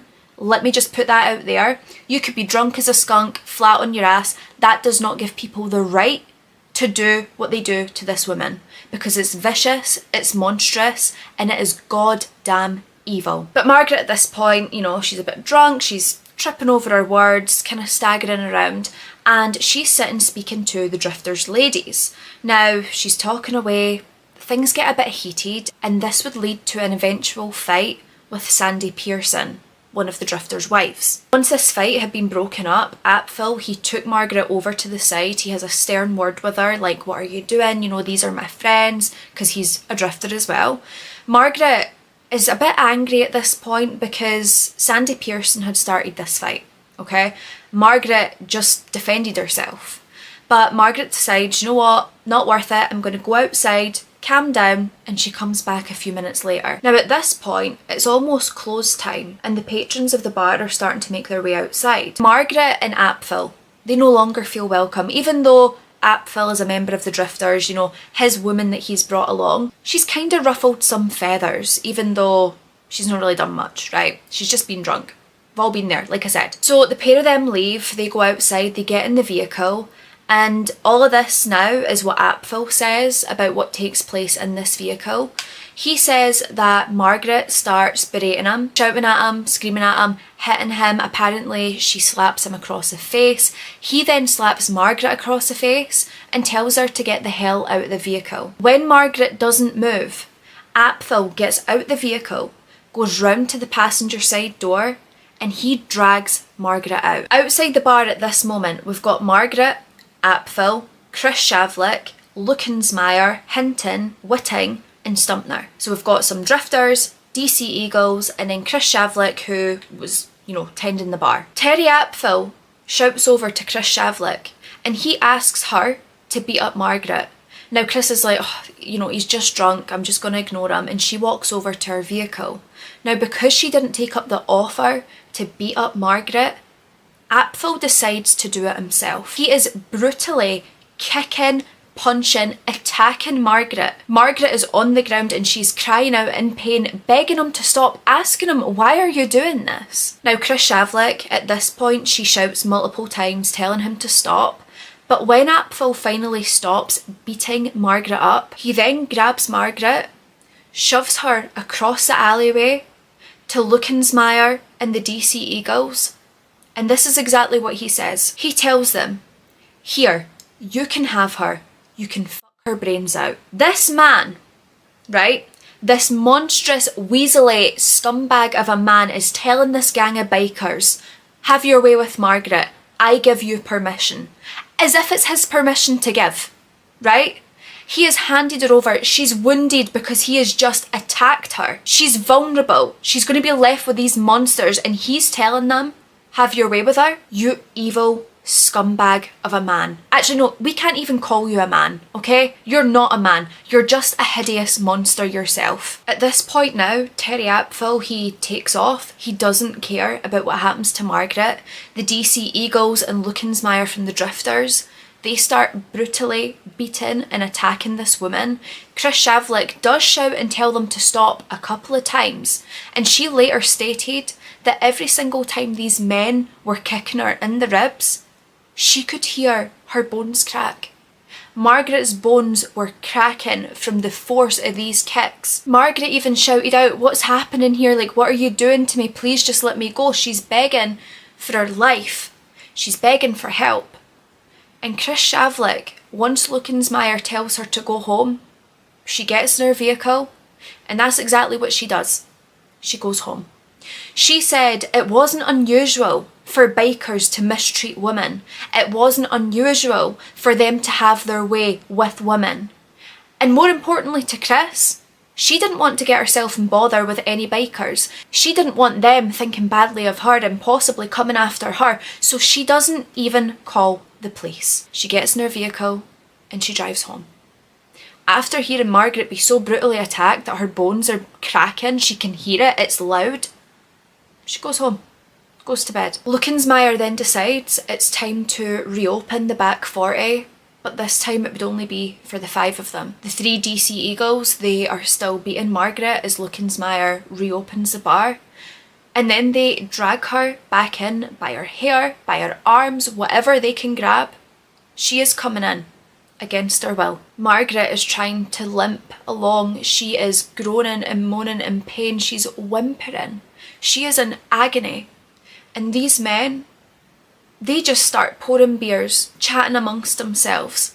And then once they've had a beer or two, they would turn their attention to Margaret. Each of these monsters, they drop their trousers and they try and force Margaret to perform oral sex on each and every single one of them. Whilst they're trying to force Margaret to do this, every one of them is groping her and removing her clothes, tearing them away from her body while she begs them not to. At this point, Margaret can see where this is going and she's fighting back, she's scratching, she's kicking, she's punching, but this only enraged these men further and she would suffer a brutal beaten. Margaret was grabbed and dragged and thrown onto the pool table where she would be restrained.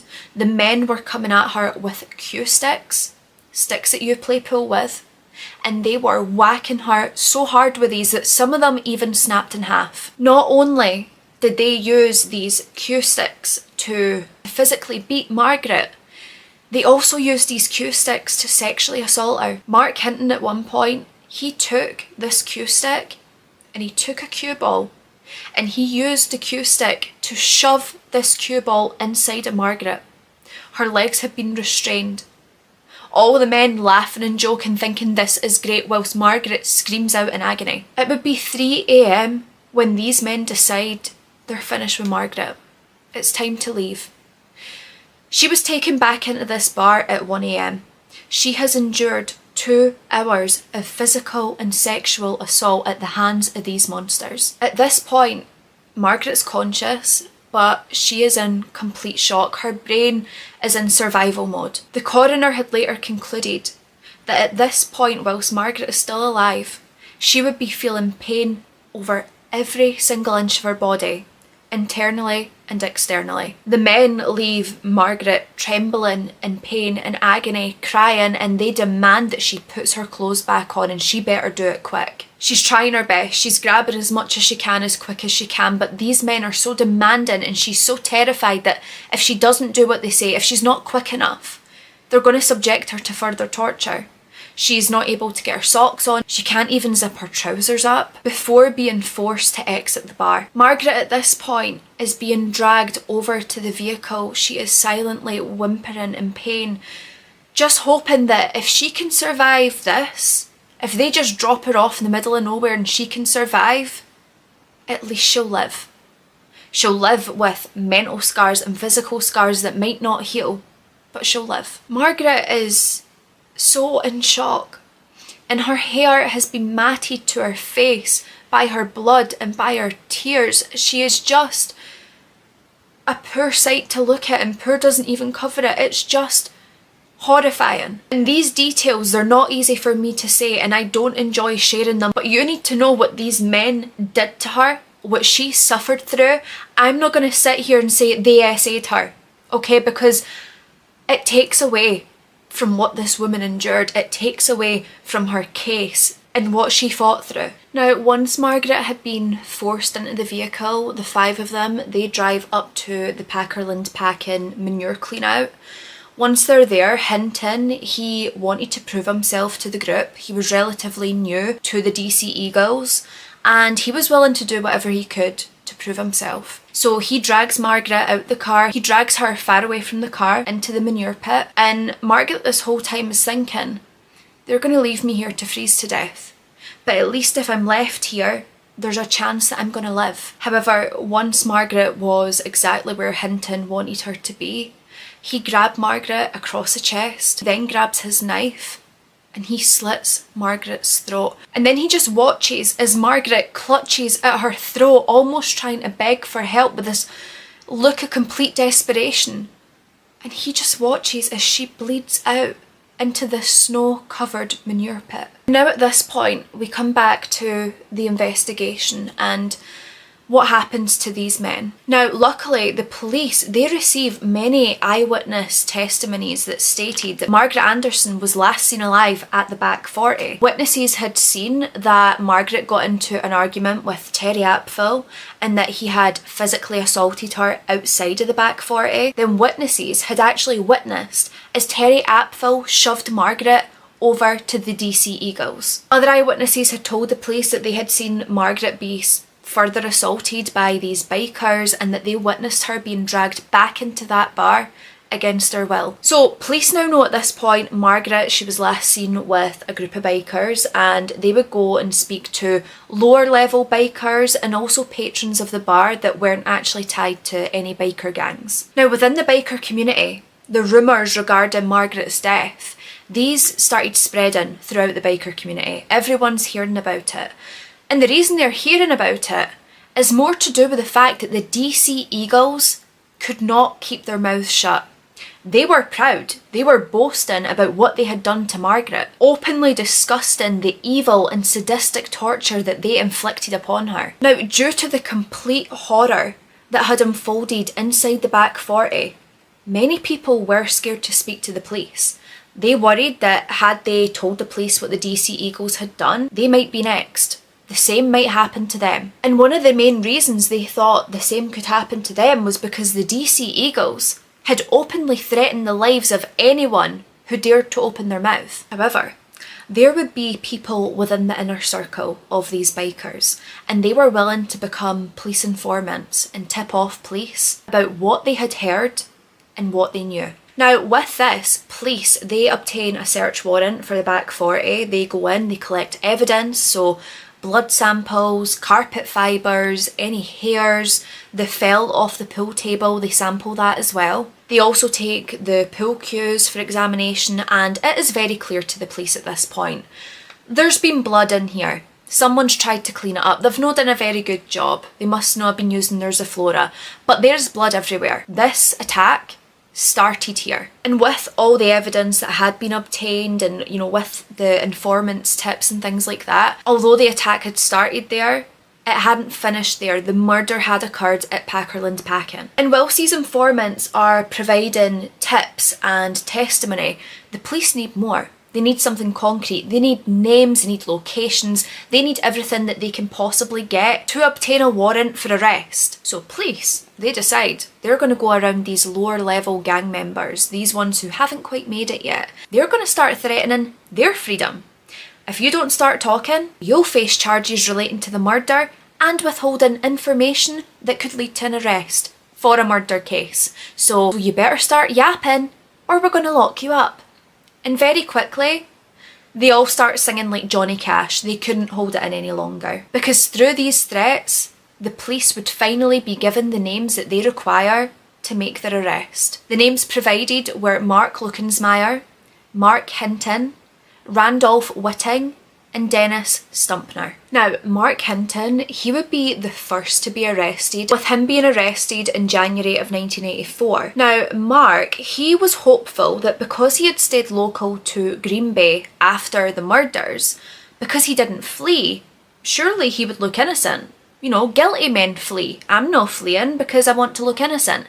But that didn't really work for him. Hinton, he would be arrested when police had done a sweep of the DC Eagles and they had arrested them and taken them into custody for questioning regarding Margaret's murder. At first, Hinton, he's denying any claims that he had any involvement in the murder. He denies all knowledge, claiming that he wasn't there. He tells police, like, I've heard about what happened, I've spoke about what happened to other people, but I wasn't there. But when police came forward with evidence, DNA samples, with witness statements, Hinton, he cracked like an egg. He folded like a cheap suit. He collapsed like a deck chair. That man could not handle the pressure. After he had been confronted with this evidence, he agreed that he would give a partial confession to the police in order for him to avoid harsher charges. He told the police that he had helped move Margaret, get her into the bar, get her onto the pool table. He claimed that he was forced to go along with the attack because he was scared of the others. He was scared for his life. What do you think Margaret was in that point? Do you not think Margaret was terrified? Do you not think that she was begging for her life and screaming and crying in pain? She was scared. Who gives a crap if you're scared? In court, Hinton would testify that Leukensmeyer and Whiting, they were the primary attackers, they were the primary aggressors, and they inflicted the most pain and assault to Margaret. Now, because he had testified against the others and gave a confession and things like that, he would be given reduced charges of sexual assault, kidnap, and aiding and abetting. In July of 1984, he would be sentenced to 50 years in prison, which is nowhere near enough. Every single one of these guys should have got the death penalty, but a very horrific death penalty. Not just a wee jag, not the electric chair, something that really serves justice to Margaret. Now, unlike the other two, Mark Leukensmeyer, he also didn't flee from Green Bay. He wanted to appear as innocent as possible, and honestly, business as usual with him because he was still running and operating the back 40, even after everything that was circulating. However, there was plenty of eyewitness statements and testimonies, informant tip-offs that placed him at the scene, that placed him as one of the main attackers in the beating and sexual assault of Margaret, and it wasn't long before he started to panic. Mark Leukensmeyer, he knew that the walls were closing in on him, so much so that this man even called the police one day and asked, is there a warrant for my arrest? At this point there wasn't, but there was gonna be. Now, Leukensmeyer, he would surrender himself to the police in early February of 1984. Now, it's not noble. The only reason he did it was to avoid the show of him being arrested. And he knew they were coming for him. He lawyered up immediately and he refused to give a full statement. Now, through his attorney, he had stated he was not directly involved in any harm that was caused to Margaret.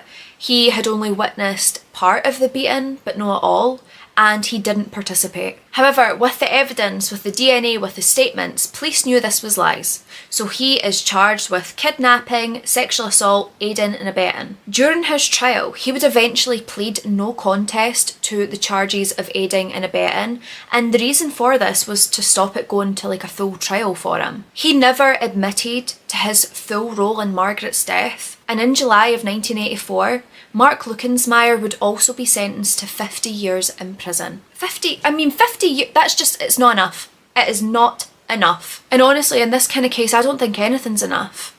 What this woman endured, nothing can take that away. Nothing can even equalise to what she went through. Now we have Randolph Whiting, okay? Gargoyle, you know, that's his little nickname. Well, he fled immediately. The minute rumours started breaking out and circulating that Margaret had been killed by the DC Eagles in the back 40, and when he had heard that his name had been mentioned, he took off. He fled. He flew. He fled. Now, Randolph, he had been able to evade capture for 8 months. He was in northern Wisconsin and he was hiding out near rural Langlade County, thinking he can live a normal life, why not? But then in August of 1985, a deputy sheriff would spot him at a garage sale. And they spotted him through his stupid, idiotic gargoyle tattoo. They knew this was a characteristic that he had, and they immediately knew it was Randolph Whiting. After approaching Randolph and having him confirm his identity, the police moved in and very quickly arrested him. Randolph does the party piece. He pretends he has no idea what they're talking about. He's never even heard of Margaret Anderson. He's not a DC Eagle. He has no idea what they mean. He's just giving it the whole, it wasn't me, it was Patricia. But we all know it wasn't Patricia, it was him. Now, police, they show him the eyewitness statements, testimonies, everything that they've got that actually stated that the witnesses had seen Gargoyle dragging Margaret Anderson back into the back 40. And when they say this, he starts to get very agitated, very angry. Well, sir, if it's not the consequences of your own actions. Police knew right away that they had their man, and they knew from the statements, the informant tip-offs, that he was definitely the primary aggressor. And his attitude had it written all over it anyway. He would be charged with first-degree murder. During his trial, he showed no element of care or remorse. He couldn't care less about what he did to this innocent woman. And honestly, he just seemed annoyed that he was even there in the first place, because how dare they? Randolph was described as being the most violent participant in the murder and also the person who had boasted about it the most. Now, Randolph Whitting, he would be convicted of first-degree murder and he would be served a life sentence. And then we have Dennis Stumpner. Now, he fled the furthest, he fled the fastest, he was an absolute coward who could not face the consequences of his actions. He left Wisconsin immediately. He was not hanging around. He was then moving between different biker gangs, different groups, just doing everything he possibly could to evade capture. And this would work for 4 years.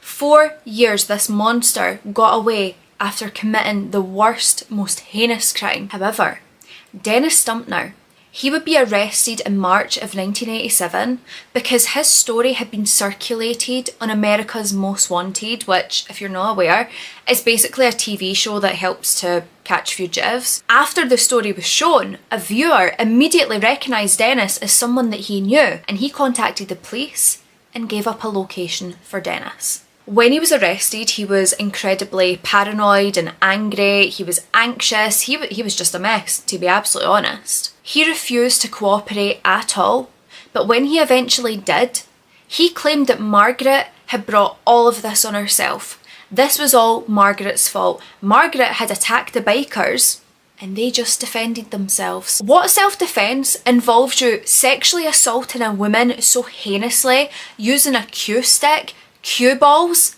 Is that self-defence?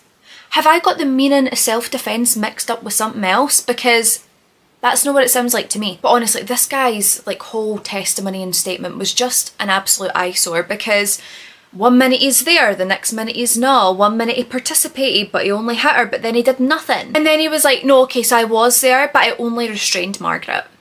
Oh, well, that's okay then. Let's free you, shall we? Because you only restrained her.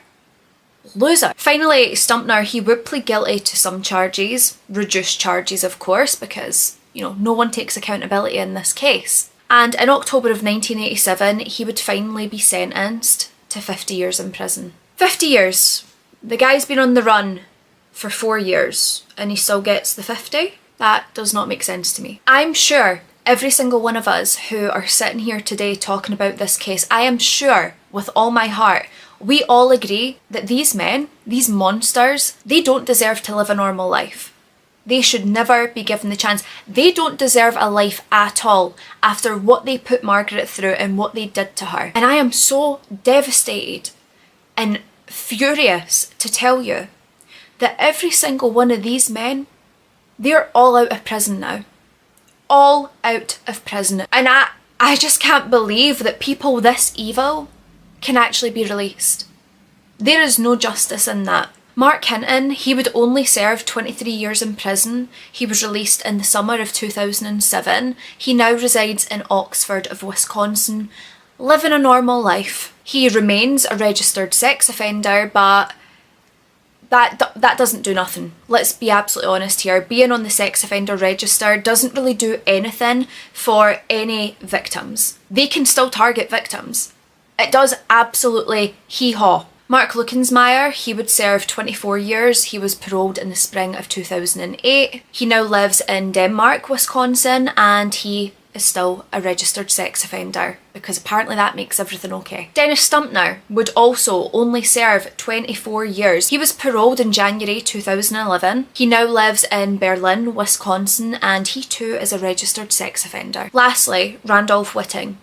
He only served 35 years of his life sentence. He was paroled in January of 2020, so not even that long ago. He was released under supervision and his location has never publicly been disclosed because he fears for his life. Yeah, you probably should, because I'm sure there's some people that would love to get their hands on you and your stupid, idiotic, pathetic loser friends. These vicious animals, these vicious monsters, because let's be honest, animals are good, okay? They don't deserve to be titled alongside animals. They're evil monsters. They should never have seen the light of day.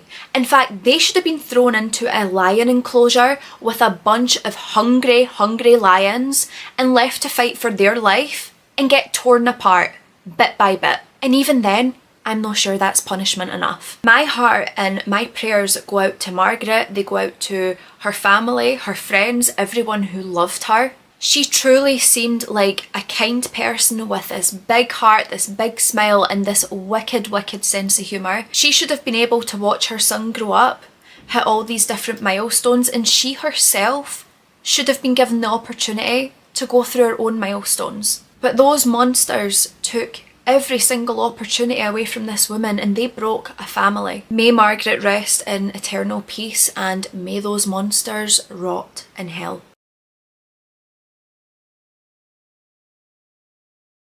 So George Stinney Jr was born on the 21st of October 1929 and he was born in Pinewood, South Carolina. He was one of 5 children to George Stinney Sr and also Amy Brown Stinney. So he had 2 brothers, so he had Charles Stinney and then he had a half brother named John and then his 2 sisters Amy and Catherine Stinney, and from what I could gather they were very close as a family. They were a very hard working family as well, and they did live in quite a small house but it had like a little chicken coop outside, and this was in the town of Alcaloo, which just sounds so cute. Now George's dad, George Sr, he worked in the town's local sawmill, and so the family stayed in like company housing, which I believe is housing given to the employees of the company. Correct me if I'm wrong, but I think that's what it is. Now during the time that this case was taking place, I don't know how common it was in every other area, but particularly in Alcaloo, South Carolina, there was black and white segregation. So the town of Alcaloo was actually separated by railroad tracks. So it was black families on one side, white families on the other side. Churches and schools were also split as well. So there would be schools for the black children, schools for the white children, churches, etc. And because of the way that they were all segregated, it was really quite rare that black children and white children would actually get the chance to interact and be within each other's company, which I just hate stuff like this. I hate anything that's racist. I cannot stand it. I think it's the most disgusting thing ever. So in the time in 1944, George Stinney stood at 5 foot 1 inches and ranged anywhere between 90 to 95 pounds. On March the 23rd, 1944, Mary Emma Thames, who was only 7 years old, and Betty June Binnicker, who was 11 years old, were out that day riding their bikes. Now, due to the nature and the circumstances of this case, I do have to preface that these young girls were white. So they're out one day, they're riding their bikes, they were out looking for maypops, which apparently is like some kind of edible passion flower. So they were riding their bikes like through the woods, through the town of Alcaloo, and unfortunately that night, the young girls wouldn't return. Now everyone was saying that the last time these young girls were seen was when they had rode by the Stinney property and they had spoken to George Stinney Jr as well as his young sister Amy, and they had basically asked George and Amy, do they know where to find the maypops, the flowers? And Alcaloo, with it being a small town, the news did travel fast that unfortunately 2 little girls had went missing and hadn't come home that night. So the whole town of Alcaloo, they got out, they went hunting for the young girls, and this did include George Stinney Sr. He was also out helping, trying to find them and trying to get the girls home. It was then on the 24th of March 1944, so the next day, that the lifeless bodies of Betty and Mary were found in a soggy ditch that just so happened to be on the African American side of the small town of Alcalá. And it was reported that both of these beautiful young girls had been brutally beaten, brutally assaulted with either like a railroad spike or some sort of blunt object with like a round head to it. They said almost like the size of a hammer was what was used to brutally attack the young girls. And it's horrible, but unfortunately the severe blunt force trauma that they both had actually caused penetration of the skull, so it was hard enough to cave in certain parts of their skulls. And when examining the bodies of the girls, it was said that Mary had a hole that went right through her forehead, as well as a 2-inch open wound, like a cut above her right eyebrow. Then with young Betty, it was said that she suffered approximately 7 blows to her head, and the medical examiner did say that the back of her skull was basically just a mass of crushed bones. She had been so brutally attacked and brutally assaulted with whatever object it was that it literally crushed the back of her skull into small fragments. The medical examiner was also able to tell that young Mary had no evidence of sexual assault on her body whatsoever, but unfortunately with Betty there was actually evidence of bruising on her genitalia. On the day that these young girls went missing, there was a rumour going around town that they had actually visited the home of a very prominent white family within Alcalá, but the police did not want to hear this. They did not want to believe for a second that these crimes could have been committed by a white person. From the second they heard about these crimes and the fact that the young girls were found on the African American side of the railroad track in Alcalá, they wanted a black person done for this murder.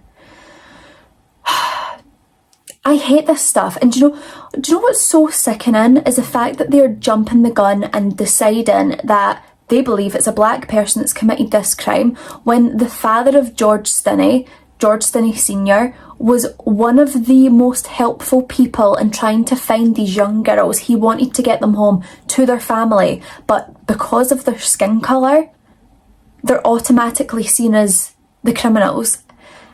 It's baffling to me. Like, racism baffles my brain. I don't get it. So a so-called witness then came forward to the Clarendon County law enforcement, and they stated that they had seen the girls on the day that they had been murdered, and the very last person they seen the young girls speak to was George Stinney, an African-American young 14-year-old boy. So on the back of this witness sighting, the Clarendon County Police, they went straight to the Stinney family home and they actually arrested George Stinney Jr. immediately. They cuffed him, they took him in for questioning. It was in this tiny small room. It was for hours on end.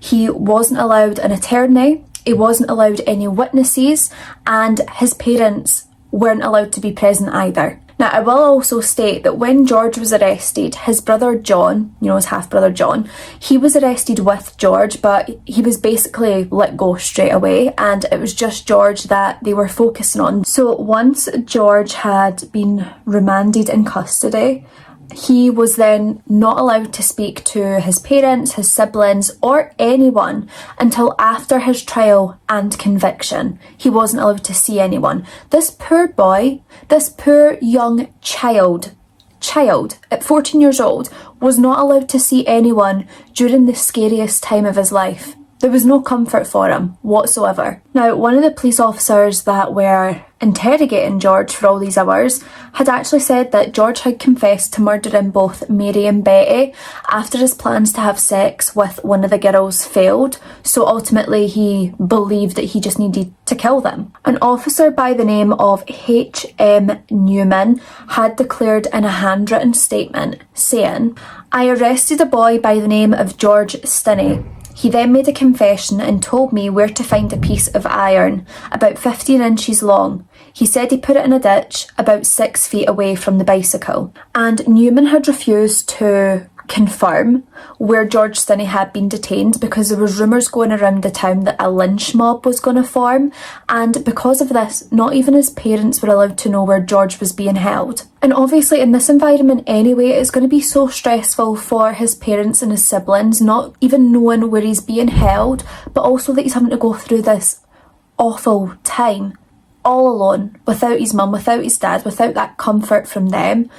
It's just disgusting. It was then later confirmed that George had been being held at a jail within Colombia, which is actually 50 miles from Alcalá. Can you believe at this time, the age of 14 was basically deemed like you're responsible. Like 14 was considered the age of responsibility, and because of this, George Stinney was thought to be responsible for the murder.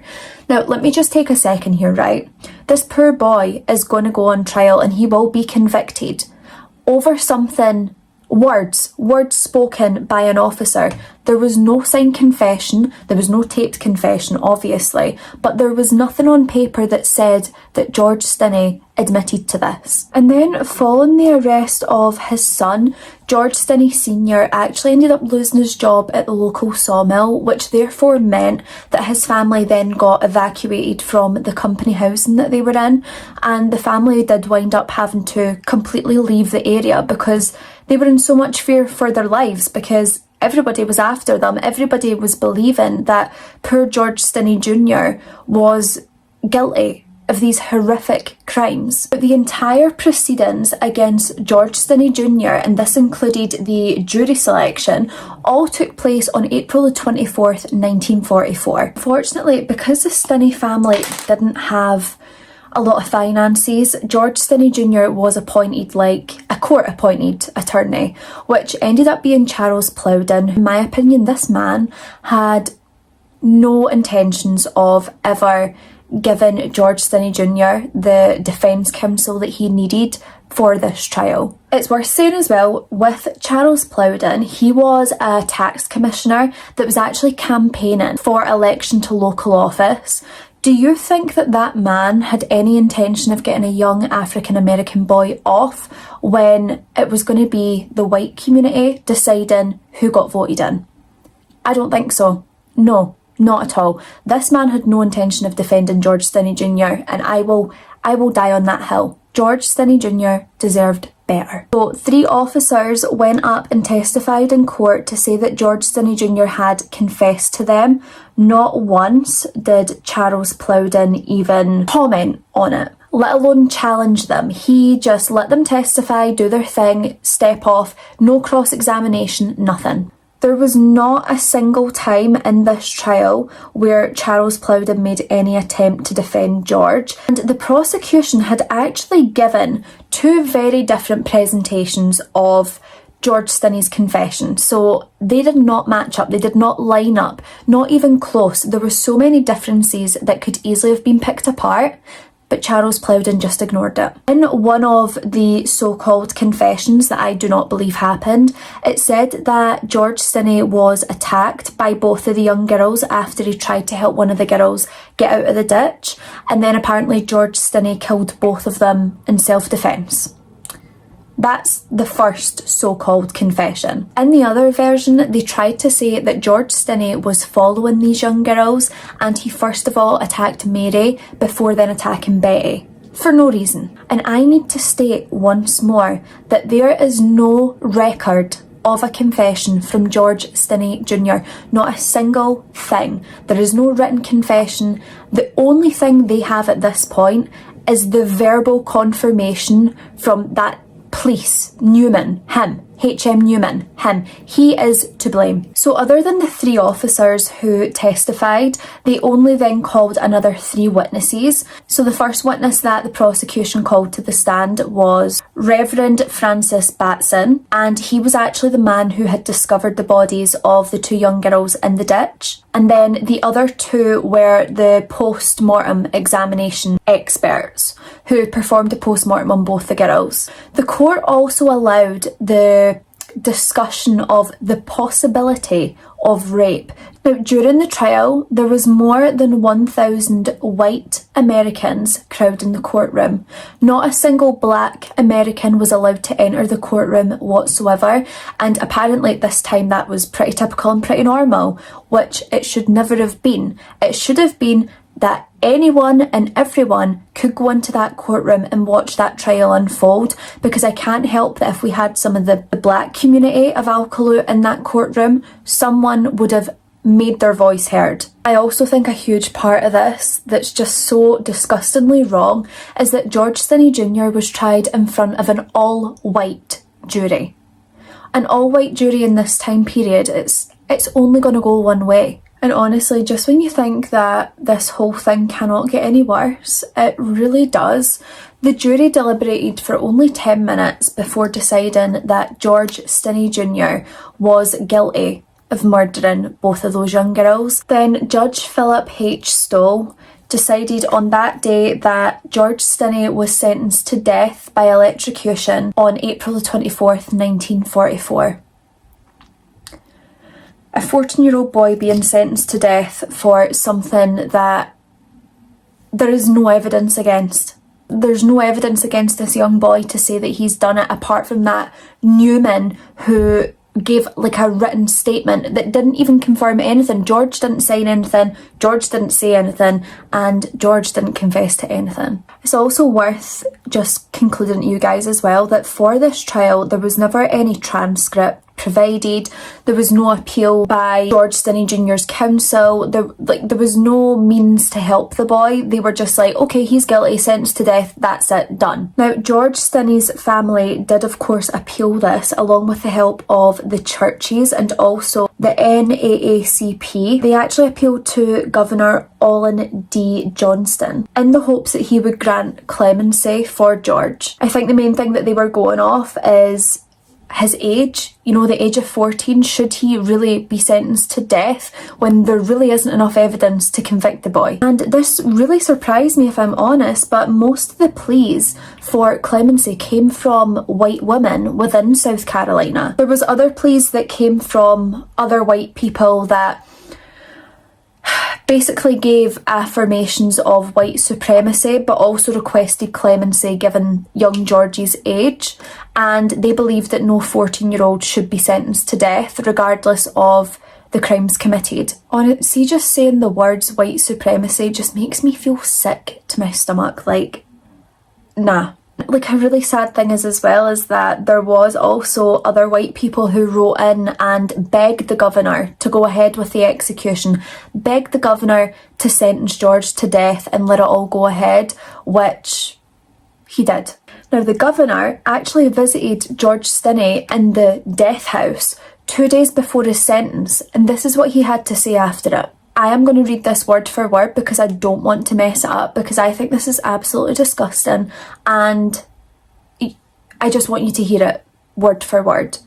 So, the governor said, "I have just talked with the officer who made the arrest in this case. It may be interesting for you to know that Stinney killed the smaller girl to rape the larger one. Then he killed the larger girl and raped her dead body. 20 minutes later, he returned and attempted to rape her again, but said that her body was too cold. All of this he admitted himself."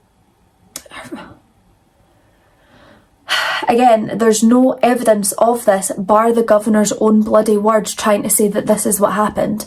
And of course, it was reported that what he said there is merely rumours, because the girls' autopsies did not line up with what he was saying George did. So why is this evidence not being pushed by George's defence counsel, if we can even call him that, because it's absolutely shambolic? And there was actually hundreds and hundreds of letters and telegrams that poured into the governor's office begging for him to show George some mercy. And it even stemmed from basic ideas of just fairness to then the ideas of Christian justice. Between the time of George Stinney Jr.'s arrest, his family were allowed to see him once after his trial at Columbia Penitentiary. Could you imagine that? Your child is going through this horrendous ordeal and you as a family are going through it as well, and you're allowed to see your 14-year-old son once? I'm sorry, but this whole thing is just horrendous to me. And the thing that like absolutely breaks my heart in this case is when his parents are going to see him, they know that there's absolutely nothing that they can do for him. Like, they've tried their best, but ultimately their son's gonna die. I just want to give an FYI for the next bit. It is very hard. It's a very emotional thing to get through, and I'm going to try my best to get through it and hopefully hold it together, because I do find it really emotionally difficult. But here we go. On June the 16th, 1944, just 83 days after Georgie's initial arrest, George Junius Stinney Jr walked into the execution chamber. He was walked in by 4 guards from the South Carolina State Penitentiary, and he was holding his Bible under his arm, and he was wearing socks but no shoes. At the time, George only weighed 95 pounds, and he was dressed in a very oversized, large striped jumpsuit, and he was strapped into an adult-sized electric chair. And it's actually reported that because he was so small, only 5'1", that his Bible that he carried in with him was actually used as like a booster seat to prop him up. And he was also so small that the state electrician really struggled to adjust an electrode to his right leg. An officer had then asked George if he had any last words, to which George replied, "No, sir." And then the officer pushed at George again and said, "Are you sure that there's nothing you want to say about the crimes that you've committed?" To which young George replied, "No, sir." It was at that point that a very oversized large mask was placed over George Stinney's face. And at this point, George began to sob, and there was tears streaming down his face as well. It's actually said that when the electric volts went through George Stinney's body, that because the mask was far too big for him, it actually slipped down, which revealed tears streaming down his face with his eyes rolled back in his head. Now, I will say that the niece of Mary Emma's mother, she did say that this was just a rumour and that the mask didn't slip down, and also stated that his Bible wasn't used as a booster seat, but there is many other people from that time that stated differently. George Junius Stinney Jr was reported dead shortly after the volts went through his body, and to let it sink in the span of just 83 days, George Stinney had been charged with murder, tried, convicted, and executed by the state.